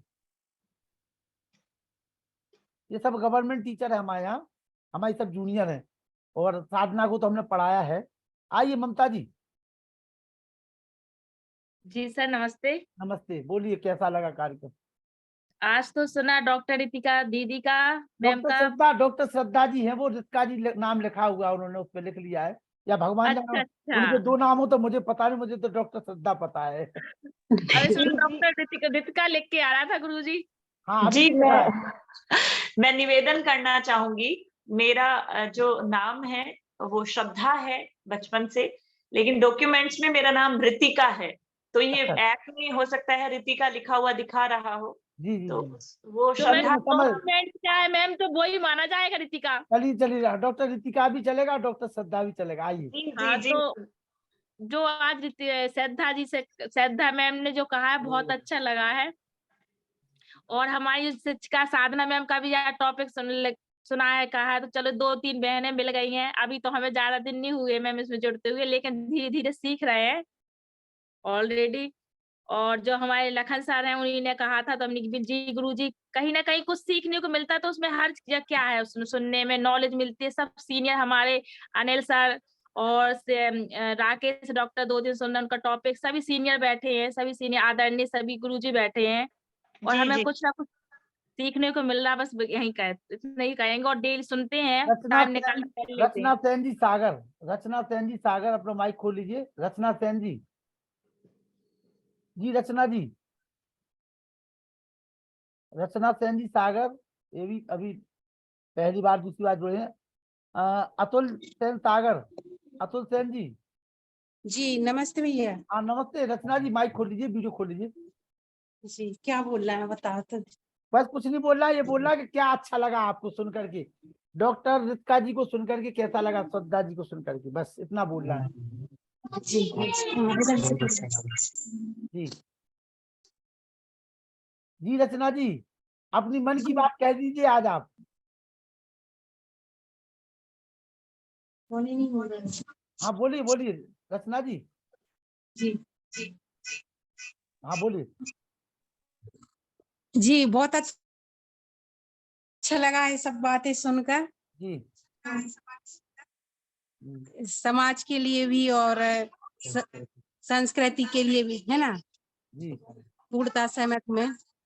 बिल्कुल बिल्कुल, धन्यवाद जी हाँ, तो ऐसी मार्गदर्शन मिलता रहे और ज्ञान भी बढ़ता रहता है सब बातें सुनकर, है ना। बहुत सारी आपकी सासू माँ कहाँ है, आपकी सासू माँ कहाँ है। जी बात करवा एक मिनट। हाँ आपको जोड़े रहिए, पूरे परिवार को जोड़ना है हमें, ठीक है ना। नमस्ते भैया। हाँ नमस्ते नमस्ते, कैसी है माता जी। और भैया ठीक हो। हाँ ठीक है बेटा। अच्छा आज कार्यक्रम सुना कि नहीं आपने। हाँ अब कार्यक्रम तो खैर नहीं सुना, हम लोग बाजार गए थे भैया आज। अच्छा अच्छा, तो बाजार तो डेली जाना है अपन को, लेकिन कभी कभी अपन को समय से सुनना भी है ना। हाँ हाँ जरूर सुनेंगे। हाँ, ये जो बहनें आई हैं, डॉक्टर श्रद्धा जी, डॉक्टर आयुषी राणा जी, ये बड़ी जी। मुश्किल से वर्षों में हमें कभी मिल पाती हैं, ठीक है ना। अच्छा अच्छा जी। और इसके लिए हमें बड़ी साधना करनी पड़ती है, साधना। जी जैसे जी। साधना जानती हो ना, बैठ करके ऐसे ऐसे कई हाँ दिनों तक हाँ हमें हाँ साधना करनी पड़ती है, जब 1 घंटे का समय मिलता है। हाँ वो तो है खैर भैया। और हमारे वेद प्रकाश शर्मा जी बता पाएंगे। आइए शर्मा जी। जी। जी ओम स्तुता मया वरदा वेद माता प्रचोदयन्तां पावमानी ध्वजानाम आयु प्राणाम प्रजाम पशुम कीर्तिम द्रवणम ब्रह्मवर्चसम मह्यम दत्वा बृहत ब्रह्मलोकम। हमारे कर्मयोगी लखनलाल आर्य जो विगत 3 सालों से ऑनलाइन हम लोगों को प्रवचन कराते हैं, वेद मार्ग की तरफ ले जा रहे हैं। वैदिक धर्म के गूढ़ अर्थ हम लोगों को विभिन्न विद्वानों के मार्ग द्वारा हमको श्रवण कराते हैं, तो हम लोगों का आत्म परिवर्तन, हम लोगों की ज्ञान की वृद्धि होती रहती है। और हमारा जो मुख्य धर्म है वो वैदिक धर्म सबको पता होना चाहिए। और वैदिक साहित्य क्या है, वेदों को पढ़ना, वेद उपांग और वेदांग, इन सबको पढ़ना चाहिए। और अल्टीमेट जो हमारा एम है वो मोक्ष को प्राप्त करना है। हमें लोगों को मालूम है धर्म अर्थ काम मोक्ष, तो हमारा जो मेन एम है, मनुष्य जन्म मिला है तो हमको मोक्ष प्राप्त करना है। जब हमने जन्म लिया तो हमें 2 चीजें थी, या तो हम उसको भोग ले या मोक्ष को प्राप्त कर ले। तो अच्छी तरह भोगते हुए भी, त्याग पूर्वक भोगते हुए भी मोक्ष मार्ग की तरफ आगे जा सकते हैं। और हमारी बहन जो श्रद्धा है, उन्होंने बहुत ही सुंदर, जो हमारा आजकल का मेन टॉपिक जो उछल रहा है मार्केट के अंदर हम लोगों के बीच में, उसके ऊपर उन्होंने बहुत ही अच्छा प्रकाश डाला। उनकी विद्वता के हम कायल हैं, इसके लिए उनको कोटि सा प्रणाम, अभिनंदन, वंदन। तो इस तरह से हमारे लखनलाल आर्य जी हम लोगों के बीच में निरंतर लगे रहते हैं कर्मयोगी की तरह, तो वो बहुत साधुवाद के पात्र है। साथ ही उनके साथी पुरुषोत्तम मुनि जी, जो कि उनके पीछे बिहाइंड माता चंद्रकांता जी, पावरफुल सोर्स है, और अनिल अरोड़ा जी इत्यादि लोग लगे रहते हैं, उनके लिए बहुत माता धन्यवाद सर। चंद्रकांता जी हमारे बीच में। आइए माता चंद्रकांता जी। जी प्रिय वीर लखनलाल जी, नमस्ते। नमस्ते जी। और आज की मुख्य वक्ता डॉक्टर रितिका जी। नमस्ते जी। तथा हाँ नमस्ते बेटा। और सबसे बड़ी बात यह है कि आपका जो वक्तव्य था वो सबसे आज के समस्याओं को आपने व्यक्त करने का प्रयास किया है। ठीक है कि हमारे प्राचीन काल में नारियों की महत्व बहुत माना जाता था, लेकिन मध्य काल में आकर जब आचार्य शंकराचार्य जी आए और उसके बाद बाकी लोग आए, तो उन्होंने हमारे नारियों की महत्व को थोड़ा अबला के रूप में प्रेषित किया, नरक का द्वार कहा। ऐसी बातें सुनकर मन को बहुत पीड़ा होती है, लेकिन धन्य हैं मेरे गुरु मैं ऋषि दयानंद सरस्वती, जिन्होंने फिर से हमारे उस वीरत्व अबला स्वरूप को त्याग कर सबला के रूप में हमें प्रस्तुत करने का प्रयास किया। और उन्होंने बताया कि माता निर्माता भवती, वास्तव में माँ तो माँ ही है, माँ ही तो निर्माण करती है सब कुछ। माँ ही तो पहले परिवार का, बच्चों का निर्माण करती है, उसी से समाज का निर्माण होता है, उसी से राष्ट्र का निर्माण होता है। और माता के ऊपर ही सारा बोझ होता है। अगर वो माता बड़ी सौभाग्यशाली है जिसका पति चरित्रवान और गुणवान होता है, विद्यावान होता है और हर ऐबों से दूर होता है, उसकी संतान तो बहुत अच्छी बन सकती है। क्यों? क्योंकि उसको माता पिता के दोनों संस्कार अच्छे बनते हैं। लेकिन उस माता को बड़ा कठिन परिश्रम करना पड़ता है जिसके पति के अंदर गुणों की जगह कुछ अवगुण भी हों, तो संतान के अंदर खून के द्वारा, संस्कारों के द्वारा, व्यवहार के द्वारा आते हैं, तब माता की जिम्मेवारी बहुत ज्यादा बढ़ जाती है। तो सती मदालसा की तरह हम अपने चरित्र का निर्माण करके बच्चों का निर्माण कर सकती हैं। मुझे सबसे बड़ी प्रसन्नता ये हुई है कि मेरे वीर ने आज मेरी छोटी छोटी बहनों को जोड़ा है, जो समाज में बाहर निकलकर समाज के निर्माण में अपनी शक्ति प्रदर्शित कर सरकार का निर्माण भी कर सकती हैं, समाज का निर्माण कर सकती हैं। लेकिन वो तभी हो सकता है जब पहले हम अपना व्यक्तित्व संवारें, हम अपने आप को उदाहरण के रूप में प्रेषित करें कि हमने अपनी संतान को कैसे बनाया है। पहले अपने अपने घर को बनाएं, फिर अपने पास पड़ोस की अबला जो बहनें हैं, जो दूसरे रास्ते विपरीत रास्ते पर चल रही हैं, उन्हें प्यार से अपने पास बुलाएं और उनके छोटी छोटी बातों में उनका मार्गदर्शन कर सकते हैं, तब हम आगे बढ़ सकते हैं। और फिर माता तो ऐसी गुणों का खजाना है, माँ तो जिसके अंदर इतने संस्कार होते हैं जो अपने बच्चों के अंदर भर देती है, क्योंकि बच्चा प्रेम माँ की सत्यवादी, बात बहुत सुनता है, बड़ी ध्यान से सुनता है, और प्रेम फिर सुनने के सत्यवादी, साथ साथ देखता भी आराधना जी है आइए। कि माँ व्यवहार में क्या कर रही है। इसलिए हाँ जी, ठीक है, मैं समझ गई, समय हो गया है। जी जी जी जी। इसलिए व्यवहार कुशल होना माँ के लिए बहुत जरूरी है। खुद सतर्क रहे और अपने जीवन को समर्पित कर दे बच्चों का निर्माण करने में, तो धन्यवाद। देश, आइए समाज, राष्ट्र सब निर्माण होता है। आराधना जी रितिका आइए। जी, आपका बहुत बहुत धन्यवाद। आपने बहुत अच्छा किया, जोश था आपकी बातों में, और आपने आराधना जी आइए। सभी आर्यों को मेरा नमन। नमस्ते नमस्ते जी, भाई साहब। नमस्ते। आज का उद्बोधन बहुत ही अच्छा था, बहुत ही शानदार। इस टॉपिक पर बात होना बहुत जरूरी है, क्योंकि आज हमारे समाज में ये बहुत ज्वलंत ही समस्याएं हैं। आज हम महिलाओं पर बहुत बड़ी जिम्मेदारी है अपने बच्चों को संस्कार देने की। हम माँ बाप क्या कर रहे हैं, आज जो देख रहे हैं कि हम लोग उनको एजुकेशन दे रहे हैं, बट कहीं ना कहीं संस्कार देने में ये सोचकर कि नहीं, ये बहुत जरूरी नहीं है। और फिर होता क्या है कि हम देखते हैं कि हमारे बच्चे रास्ता भटक जाते हैं, माँ बाप को भी वृद्धाश्रम का दरवाजा दिखा देते हैं, और फिर सोचते हैं कि हमने तो ऐसा अपने बच्चों को कुछ नहीं सिखाया। हाँ, हमने कभी नहीं सिखाया गलत करना कभी नहीं सिखाया, बट सही और जो धर्म की शिक्षा है वो भी तो नहीं दी है ना। इसका ही परिणाम होता है कि हमारे बच्चे गलत दिशाओं में जाते हैं। तो हम माओ पर बहुत जिम्मेदारी है अपने बच्चों में संस्कार डालने की। चलिए, धन्यवाद। ये है धन्यवाद। हमारी शिक्षिका आराधना जी, इनकी बहन अभी साधना जी थी, और ये दोनों बहनें टीचर है, तीनों बहनें हैं, तीनों टीचर हैं और बहुत अच्छा कार्य कर रही हैं। आप सब डॉक्टर श्रद्धा जी को आप लोगों ने सुना। डॉक्टर व्यासचंद्र शास्त्री जी जो हमारे पंडितों के महापंडित हैं, हमारे इस कार्यक्रम के बहुत अच्छे संरक्षक हैं। बिहार की धरती से आप आते हैं, बड़ा पुरुषार्थ आप कर रहे हैं। आइए, स्वागत है। ओम भद्रं कर्णेभिः शृणुयाम देवा भद्रं पश्येमाक्षभिर्यजत्राः स्थिरैरङ्गैस्तुष्टुवाग्ंसस्तनुभिर्व्यसेमहि देवहितं यदायुः। ओम शांति शांति शांति।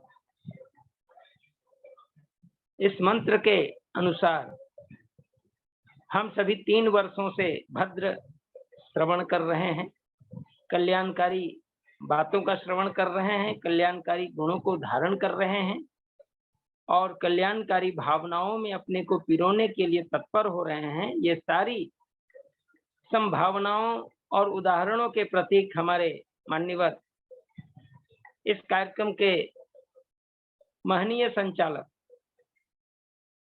आदरणीय हमारे आर्यरत्न श्री लखनलाल आर्य जी हैं, जिनकी जितनी भी प्रशंसा की जाए कम है। वो निरंतर इस कार्यक्रम से जुड़ करके अपना संपूर्ण योगदान करने के लिए तत्पर हैं।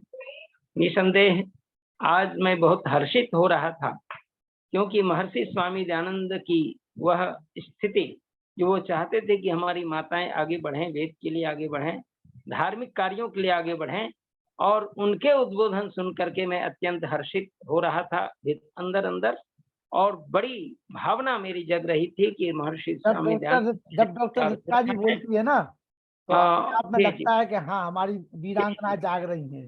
वीरांगना जाग रही, विदुषी जाग रही हैं, और हमारी नारी शक्ति जब आगे बढ़ेगी तो सारी समस्याओं का समाधान हो जाएगा।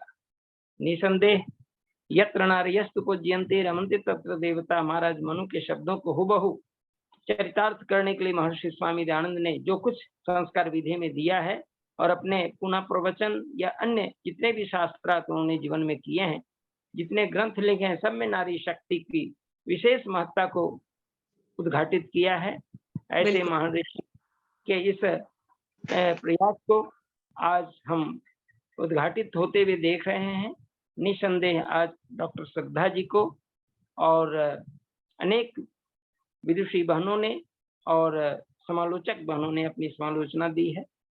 अत्यंत गरिमा मंडित रहा है। सबको बहुत बहुत धन्यवाद, साधुवाद। और जितने लोग भी जुड़े हैं, हमारे सभी विद्वत वरेण्य धन्यवाद के पात्र हैं। उनके प्रति मेरी हार्दिक कृतज्ञता ज्ञापित है और प्रेम साथ ही सचदेवाजी, प्रेम सचदेवाजी, आह्वान करता हूँ। प्रेम सचदेवाजी, प्रेम सचदेवाजी, आप अपना आशीर्वाद दे दीजिए अपनी लाडली बेटी को। प्रेम सचदेवाजी, मुनि पुरुषोत्तम वानप्रस्थी जी, मुनि जी। ओम। हाँ आइए सचदेवाजी आइए, जब तक मुनि जी आ रहे तैयार हुए। हाँ जी, ये आइए। लखनलाल जी सादर प्रणाम। सादर नमस्ते। नमस्ते जी। और सभी विद्वज्जन को प्रणाम, नारी शक्ति को प्रणाम। नारी शक्ति की वजह से ही तो हम हैं, नारी नहीं तो और हम कहाँ हैं फिर। जो प्रजनन शक्ति ईश्वर ने नारी को दी है, उसी की वजह से हम हैं। बिल्कुल बिल्कुल। तो हम प्रणाम करते हैं ऐसी नारी शक्ति को, प्रणाम करते हैं महर्षि दयानंद सरस्वती को, जिन्होंने नारी शक्ति को यथास्थान दिया। वेदों में जो स्थान बताया है वो स्थान उन्होंने प्राप्त कराया। और उसके बाद जो भी लोग आए, महर्षि से प्रेरित होके उन्होंने इसको बढ़ाया आगे। तो हम सबका, उन सभी का धन्यवाद करते हैं और उन सबको प्रणाम करते हैं। ओम शम।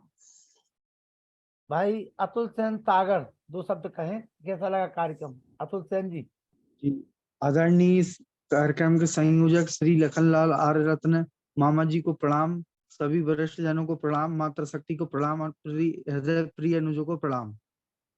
ये जो कार्यक्रम है, जो भी ज्ञान अर्जन वार्तालाप हुआ है, उसे बहुत ही प्रेरणीय और सराहनीय चर्चा का विषय रहा है। ये चर्चा का विषय कोई भी नहीं उठा रहा है। ये पाश्चात्य संस्कृति को यहाँ पर हिंदू धर्म एवं हिंदुत्व में शामिल किया जा रहा है, जो कि बिल्कुल अनैतिक है। और इस गतिविधियों का, इन अनैतिक गतिविधियों का पुरजोर तरीके से विरोध होना चाहिए। और मैं सभी मातृशक्ति के विचारों से, मामा जी के विचारों से, सभी वरिष्ठ जनों के विचारों से पूर्णतः सहमत हूँ। तन मन धन और जन और क्षण जैसा भी मेरा सहयोग बनेगा मैं करूंगा। बिल्कुल स्वागत है। आप जैसे युवाओं की आवश्यकता है समाज के लिए, इस मिशन से आप जुड़ी रहिए। VSS, आइए आप अपना परिचय दे दीजिए, कहाँ से हैं आप? VSS जी बोलिए। जी भैया बोलिए। VSS बोलिए भैया, आप ही से कह रहा हूँ, आपका माइक खोल दिया मैंने। अपना परिचय, हाँ परिचय दे दीजिए अपना, कहाँ से हो? सर गुड इवनिंग सर, मैं विनय बात कर रहा हूँ लखनऊ से। जी सर पूरा मैं सुन नहीं पाया, बीच में थोड़ा डिस्टर्ब हो गया था, लिंक लेट से मिला मुझे। अच्छा जी, अच्छा जी, चलिए कोई बात नहीं, आगे आगे सुन लीजिए। यूट्यूब पे भी मिल जाएगा, फेसबुक पे भी मिल जाएगा, ठीक है ना। और ये कार्यक्रम प्रतिदिन चलता है। पूरा नाम क्या बताया आपने अपना? विनय कुमार जी। विनय जी जुड़े रहिए और पर्सनल हमें व्हाट्सएप पे कमेंट करिए मेरे नंबर पे, तो हम आपको आगे की लिंक वगैरह अपडेट देते रहेंगे, ठीक है ना। ओके धन्यवाद, स्वागत है आपका। लिए आइए मुनि पुरुषोत्तम वानप्रस्थी जी।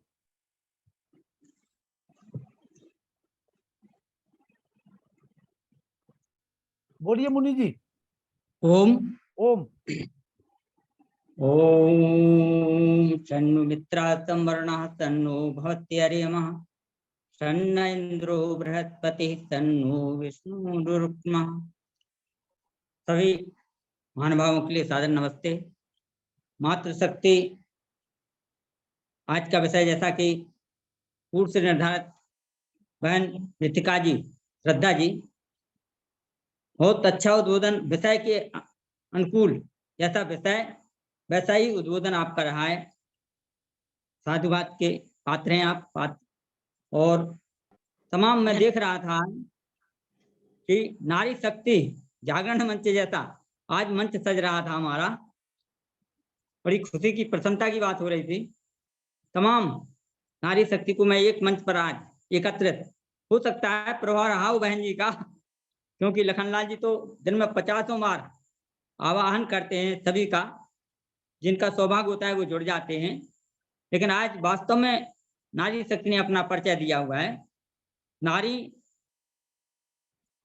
स्त्री जाति के लिए, महिला जाति के लिए, या महिला शब्द जिससे संबोधित होता है, वहां मैं देखता हूं आज से नहीं, वर्तमान में ही नहीं, हमारी प्राचीन परंपरा रही है, जहां वेद की विदुषी महिलाएं, जिनकी अहम भूमिका राष्ट्र निर्माण में, संस्कृति के संवर्धन में, संचालन में, और फिर मध्यकाल में, रामायण काल में, महाभारत काल में तमाम महिलाओं की जो भूमिका होनी चाहिए, जो हमें एक इन लोगों के माध्यम से संदेश मिलना चाहिए, उसको हम प्राप्त तो करते गए, उनको पढ़ते तो चले गए, लेकिन हमने मध्यकाल में क्या स्थिति कर दी थी, बहन जी ने बहुत बखूबी उसके ऊपर प्रकाश डाला हुआ है। मध्यकाल में जैसा अभी हमारी माता चंद्रकांता जी कह रही थी कि आचार्य शंकर, जब उनसे प्रश्न किया गया नारी क्यों, तो उन्होंने तपाक से बगैर सोचे समझे कह दिया नारी नरकस द्वारम। और वहां महर्षि दयानंद जी को एक उदाहरण देना पड़ा शंकराचार्य जी के आधार पर, यथे माम वाचम कल्याणी मां वदानी जनेभ्या ब्रह्म राजन्नाभ्याम शूद्राचार्य च स्वाचारणा। वेद का पढ़ना, वेद का श्रवण करना, प्रवचन करना, सब कुछ हमारे नारी जाति से लेकर के, शूद्रों से लेकर के, जिनको सदैव एकदम से वंचित कर दिया गया था। बाबा तुलसीदास जी ढोल गमार, बहुत विवाद इस चौपाई के ऊपर अभी चलता रहा है और चल भी रहा है, और जिन विद्वानों ने इसके ऊपर प्रकाश डाला है, मैं समझता हूँ कि वो भी उसी क्रम के अनुकूल ही चल रहे हैं। वो स्वीकार नहीं कर पा रहे हैं कि वास्तव में इसमें अगर कहीं कोई त्रुटि है तो हम स्वीकार कर लें, और जितनी व्याख्यान दे रहे हैं वो उल्टी ही जा रहे हैं।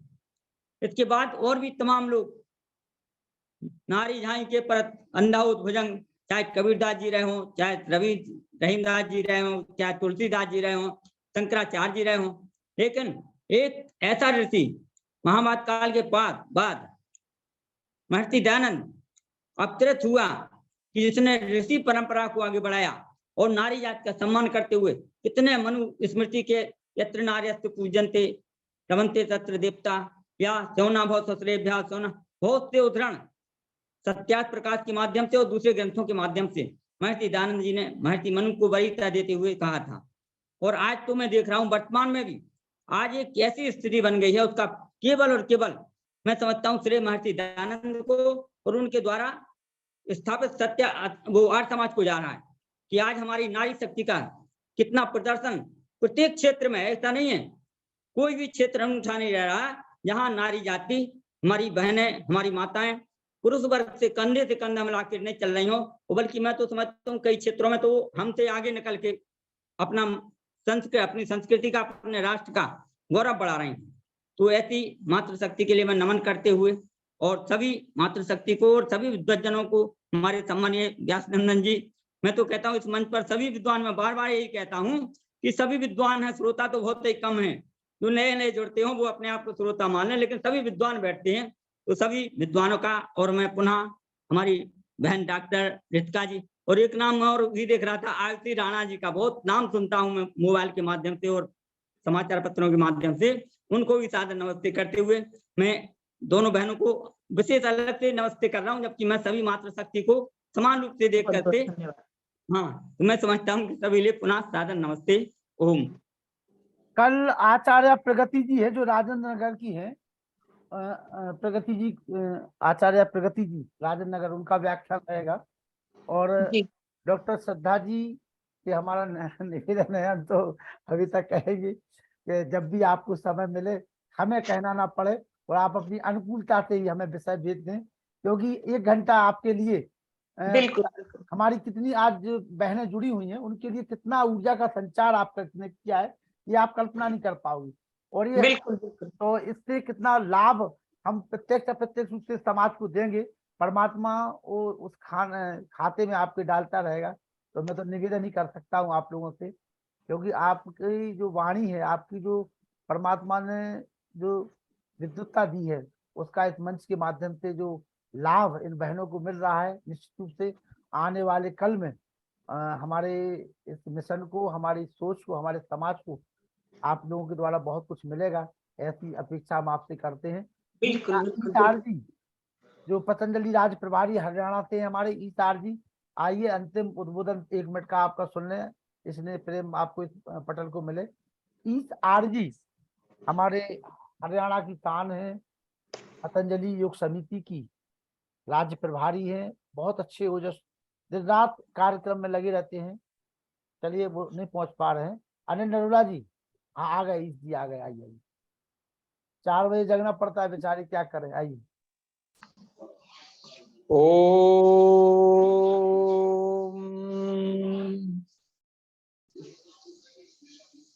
परम पिता परमात्मा की अपार कृपा से हमारे आदरणीय भ्राता लखन लाल जी महर्षि दयानंद की जो वेद वीणा है, जो वेदना है, उसको जन जन तक पहुंचाने का जो अभियान उन्होंने चलाया हुआ है, वो अपने आप में एक बहुत ही सराहनीय है। कहते हैं ना, कोरोना के अंदर कई नेगेटिविटीज समाज के अंदर आ गई कई, परंतु हमें भाई लखन लाल जी से प्रेरणा लेनी चाहिए। भाई नेगेटिविटी को पॉजिटिविटी में कैसे बदल सकते हैं। देखो कितना सुंदर अभियान है, इतने दूर दूर से आज हमारी श्रद्धा में बहन श्रद्धा जी के प्रवचन थे, परंतु मैं वंचित रहा कि मैं अभी सुनूंगा फेसबुक के ऊपर बाद में, क्योंकि व्यवस्था इतनी होती है कि आदमी कहीं ना कहीं समय और एडजस्ट करना पड़ता है। और आप सबसे भी मेरा विनम्र निवेदन है कि जिस ऊर्जा के साथ हमारे भाई लखन जी कार्य को कर रहे हैं, आर्य समाज और वेद की बात को घर तो पहुंचाने का, और इतने सुंदर मोती हमारे समक्ष लेकर आते हैं जिसको हम कल्पना ही नहीं कर सकते, सोच ही नहीं सकते कि ऐसे विद्वान हमारे समक्ष आकर हमें बड़े सरल शब्दों में उस वेद वाणी को अपने हमारे समक्ष रखेंगे, समाज की पीड़ा को भी रखेंगे। अलग अलग मुद्दों के ऊपर इनकी चर्चा होती है, तो उसके लिए मैं सभी विद्वानों के भी श्री चरणों में प्रणाम करता हूँ, वंदन करता हूँ। और आप सबसे भी मैं विनम्र निवेदन करता हूँ कि भाई लखन लाल जी जितना प्रयास कर रहे हैं ना, आप मैं कहता हूँ उसका केवल 1% प्रयास कर लें। केवल ये कार्यक्रम समापन होते ही आप तुरंत लखन लाल जी की फेसबुक पे जाओ, फेसबुक पे जाके जो इनका लेक्चर है उसको शेयर करो, कमेंट्स करो, लाइक करो, और फिर उसके अंदर ऑप्शंस आते हैं शेयरिंग का। आप कम से कम मतलब मिनिमम मतलब 5 आदमी, मैं 5 से ज्यादा नहीं करना शेयरिंग, 5 बारी उसके अंदर शेयर करो, ऑप्शन होता है मतलब ग्रुप्स के अंदर, और वो विचार को आप फैला सकते हो मतलब घर बैठे बैठे अपनी मुट्ठी के अंदर। कहते हैं ना वो कर लो दुनिया मुट्ठी के अंदर, जो एक नारा था हमारे धीरू भाई अंबानी का। तो आप घर बैठे बैठे इस मोबाइल के माध्यम से इस वेद का जो विचार था आज का, जो पूरे विश्व के अंदर जन जन तक आप पहुंचा सकते हैं। हैशटैग लगा के अगर आप रखें हैशटैग पीएम मोदी, हैशटैग अपने सीएम को, हैशटैग अपने स्वास्थ्य मंत्री को, हैशटैग अपने जो मुख्य चीजें बात वो है मतलब पॉपुलर, वहां तक आप पहुंचाएं अपनी बात को। तो एक बहुत बड़ा संदेश हम मतलब घर बैठे अपना पूरे विश्व के अंदर फैला सकते हैं। ये तो हमारे ईसार जी हैं जी जी हरियाणा में बाबा रामदेव के राइट हैंड समझ लीजिए। जब बाबा रामदेव जी हरियाणा में जैसे ही प्रवेश करते हैं तो हमारे भाई जी के बिना एक कदम नहीं चलते हैं, और 2400 घंटे वहाँ कार्य करने वाले है आपको, नमन है, नमन। और एक दया आर्या जी जो भजन गाती हैं वो इनकी टीम की मेंबर हैं। और पूरे आप कभी कार्यक्रम देख लेना हरियाणा में, जब भी बाबा रामदेव जी होंगे तो निश्चित रूप से मंच पे हमारे ईसार जी आपको दिखाई देंगे। चलो ये तो परमात्मा ने एक सेवा का मौका दिया है, तो बस वो सेवा का कार्य निभा रहे हैं। तो पुनः सब विद्वानों के, दीदी के, आप सबके श्री चरणों में प्रणाम, वंदन, बहुत बहुत धन्यवाद। और अब हम आपको आशीर्वाद दिला रहे हैं हमारे वर्तमान में बहुत अच्छे भामाशाह है जी रामभज मदान जी, उनकी मुस्की 1-1 करोड़ की मुस्की है। अब आप मुस्की को देखिए। आइए मदान जी, अपनी इस लाडली बेटी को आशीर्वाद दे दीजिए। मदान जी, रामभज मदान जी, 2 शब्द बोल दीजिए बेटी के लिए। सबको नमस्ते, सबको बधाई। इतने दिनों से ये कार्यक्रम डॉक्टर श्रद्धा को आशीर्वाद दे दीजिए आप। जी राम भट्ट जी, चलिए ये हमेशा जब से ये कार्यक्रम चल रहा है परमानेंट जुड़ते हैं और पूरे पूरी लगन के साथ, पूरे समर्पण के साथ, और हम अपने कार्यक्रम की सार्थकता इसी में समझे हुए हैं कि जो लोग कहते हैं ना कि जब जाने लगे व्यक्ति तो उनको गीता सुनवा दो, और हम जब व्यक्ति जीता रहे तब गीता सुनवा दो। तो ये परमात्मा की बहुत बड़ी कृपा है कि वो बैठे बैठे ये बहुत बड़ा स्वाध्याय उनके जीवन में मिल रहा है। एक से एक आप जैसी विदुषी बहनें बड़े बड़े विद्वानों के माध्यम से हो पा रहा है। तो हम तो इसीलिए आप लोगों से निवेदन करते रहते हैं कि अकेले हम नहीं, हजारों लोग आप लोगों के आभारी रहेंगे। अनिल नरूला जी ये हमारे बैंक से सेवानिवृत्त अधिकारी हैं, और मैं सभी को बता दूं कि मैं 29 तारीख को आपके जो कार्यक्रम होने जा रहा है अखिल भारतीय देश सम्मेलन, दिल्ली आ रहा हूँ आपत्नी, तो जिन लोग मिल सके उनके दर्शन हमें हो जाएंगे। आइए अनिल नरूला जी। जी हम सभी मिलेंगे आपको 29-30 दोनों दिन मिलेंगे। चलिए तो श्रद्धा जी तो मिलेंगी ही हमें, कम से कम कोई मिले या ना मिले। जी आदरणीय लखन जी, समय का चूंकि समय हो रहा है इसलिए डॉक्टर श्रद्धा का अभिनंदन करते हुए मैं ये कहना चाहूंगा कि आज डॉक्टर श्रद्धा ने और आयुषी राणा जी ने बड़ा अच्छा उद्बोधन दिया और महिला शक्ति के बारे में बहुत ही महत्वपूर्ण जानकारी दी। वास्तव में मुझे तो कई बार ये आश्चर्य होता है कि हम अगर जब महिला सशक्तिकरण की बात करते हैं तो मुझे बहुत अच्छा लगता है कि महिलाएं तो हमारे यहाँ प्राचीन काल से ही, हमारे वैदिक काल से ही महिलाएं बहुत ही सशक्त रही हैं। आप देखिए बहुत सारे उदाहरण महिलाओं के हैं, गार्गी रही हैं, सीता है, रुक्मिणी जी थी, अपाला थी, रानी लक्ष्मीबाई, पद्मिनी, शकुंतला, महिलाओं की तो लिस्ट लगी हुई है। और आज भी देखिए आप महिलाएं क्या नहीं कर रही हैं। राष्ट्रपति आज महिला है, मुख्यमंत्री हैं महिला, गवर्नर्स हैं, राज्यपाल हैं, और यहाँ तक कि मैंने तो ई रिक्शा तक दिल्ली में महिलाओं को चलाते हुए देखा है। और महिलाएं क्या काम नहीं कर रही, खेलों में महिलाओं ने झंडे गाड़ रखे हैं, देश का नाम ऊंचा कर रही हैं, पर्वतारोहण कर रही हैं। और महिलाओं का तो बहुत बहुत कार्य किया। और आज की ये बड़ी विसंगति है जो डॉक्टर श्रद्धा ने भी जिसके बारे में बताया कि लिव इन रिलेशनशिप और LGBT के बारे में जो बताया, वास्तव में वो संस्कृति को खराब करने वाली है और उससे बड़ी विकृति पैदा हो रही है और ये प्राकृतिक नियमों के भी अगेंस्ट है। तो बड़ा अच्छा होगा हमारे नाती पोते आ जाए, हमारे नाती पोते, हमारे नाती पोते आ जाए।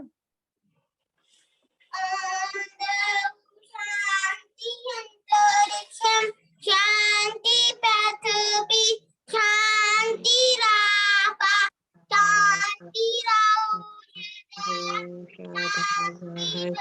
सतया शांति विश्व देवा शांति ब्रह्म शांति सरस्वती शांति देवा शांति श्यामा शांति देवी ओम शांति शांति शांति।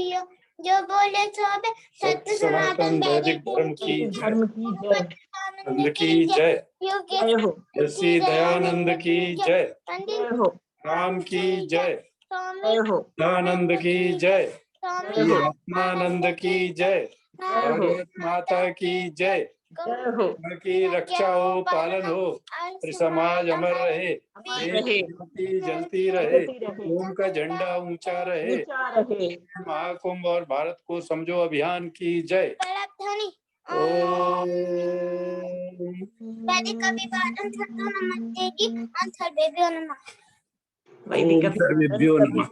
नमस्ते और पुनः डॉक्टर श्रद्धा, डॉक्टर रित्का जी का बहुत आभार, वंदन अभिनंदन, वंदन अभिनंदन। नमस्ते सभी को, नमस्ते, बहुत बहुत धन्यवाद। मैंने सभी के माइक खोल दिए, सभी लोग एक दूसरे से नमस्ते कर लीजिए। नमस्ते सभी को। नमस्ते जी, बहुत बहुत धन्यवाद आपका ओजस्वी भाषण। धन्यवाद माता जी के लिए बहुत बहुत धन्यवाद। ऐसे ही आगे बढ़ती रहो, खूब आगे बढ़ो, अपने साथियों को भी साथ लेकर आगे बढ़ो, पूरी एक मंडली बनाओ, प्रचार बिल्कुल बिल्कुल बनाई हुई है माता जी, दिल्ली में बनाई हुई है। कौन सी जगह पर? हम लोग प्रचार समूह में ही करते हैं। कन्या गुरुकुल नजीबाबाद की जितनी स्नातिकाएं हैं जो दिल्ली में है वो दिल्ली में कार्य कर रही हैं, जो जहां जहां भी हैं, जितना संभव है, जितनी क्षमताएं हैं, अपनी क्षमताओं के साथ मिल करके प्रचार प्रसार के कार्य में लगी हुई है। डॉक्टर कल्पना जी आप ही लोगों के साथ में है ना? जी वो हमारी हम भी हरियाणा में सोनीपत हिसार खूब लगे हुए थे। जी जी पर अब बिल्कुल नहीं, अब वो घर है। अरे जी आप अभी भी घर पे बैठकर भी लगी हुई हो, लगी हुई है, सही बात है। अभी भी इस उम्र में भी आप लगी हुई हो, ये कम बड़ी बिल्कुल बात बिल्कुल नहीं है। आपकी बिल्कुल श्रवण शक्ति, वीर जी आपकी मनन आपकी शक्ति, दुआएं हैं जो मैं जुड़ जाती हूँ, आपकी दुआएं हैं, आपका प्यार है, जुड़ना बिल्कुल पड़ेगा, विश्वास जुड़ना है। पड़ेगा, आपको जुड़ना पड़ेगा। जब आज तक तो ये बिल्कुल आपका ये दिल नहीं भाई था, है ना, स्वास्थ्य ठीक नहीं था, फिर या टाइम आया तो मैंने कहा नहीं जुड़ना है, देखा जाएगा। चलिए सभी को सादर नमस्ते पुनः। नमस्ते डॉक्टर भाई साहब। सिद्धा जी के लिए एक नमस्ते बार फिर वेद से प्रकाश आभार। जी, नमस्ते और सभी लोगों से मनीष जी, निवेदन है कि नमस्ते। कल भी सभी लोग समय से जुड़े, आचार्य प्रगति जी का कार्यक्रम रहेगा कल। हाँ जी ठीक है, आचार्य प्रगति जी, और अच्छा डॉक्टर श्रद्धा जी फिर से आपके बीच में बहुत जल्दी आएंगी नए विषयों के साथ। नवयुवतियों को जोड़ो, उनको चांस दिया करो बोलने का। बिल्कुल बिल्कुल बिल्कुल। हाँ, मैं कितनी बार आपको कहती हूँ मेरी चिंता मत किया करो, उनको सबसे ज्यादा टाइम दो, आगे बढ़ाओ उन्हें। बिल्कुल बढ़ाएंगे, बिल्कुल बढ़ाएंगे।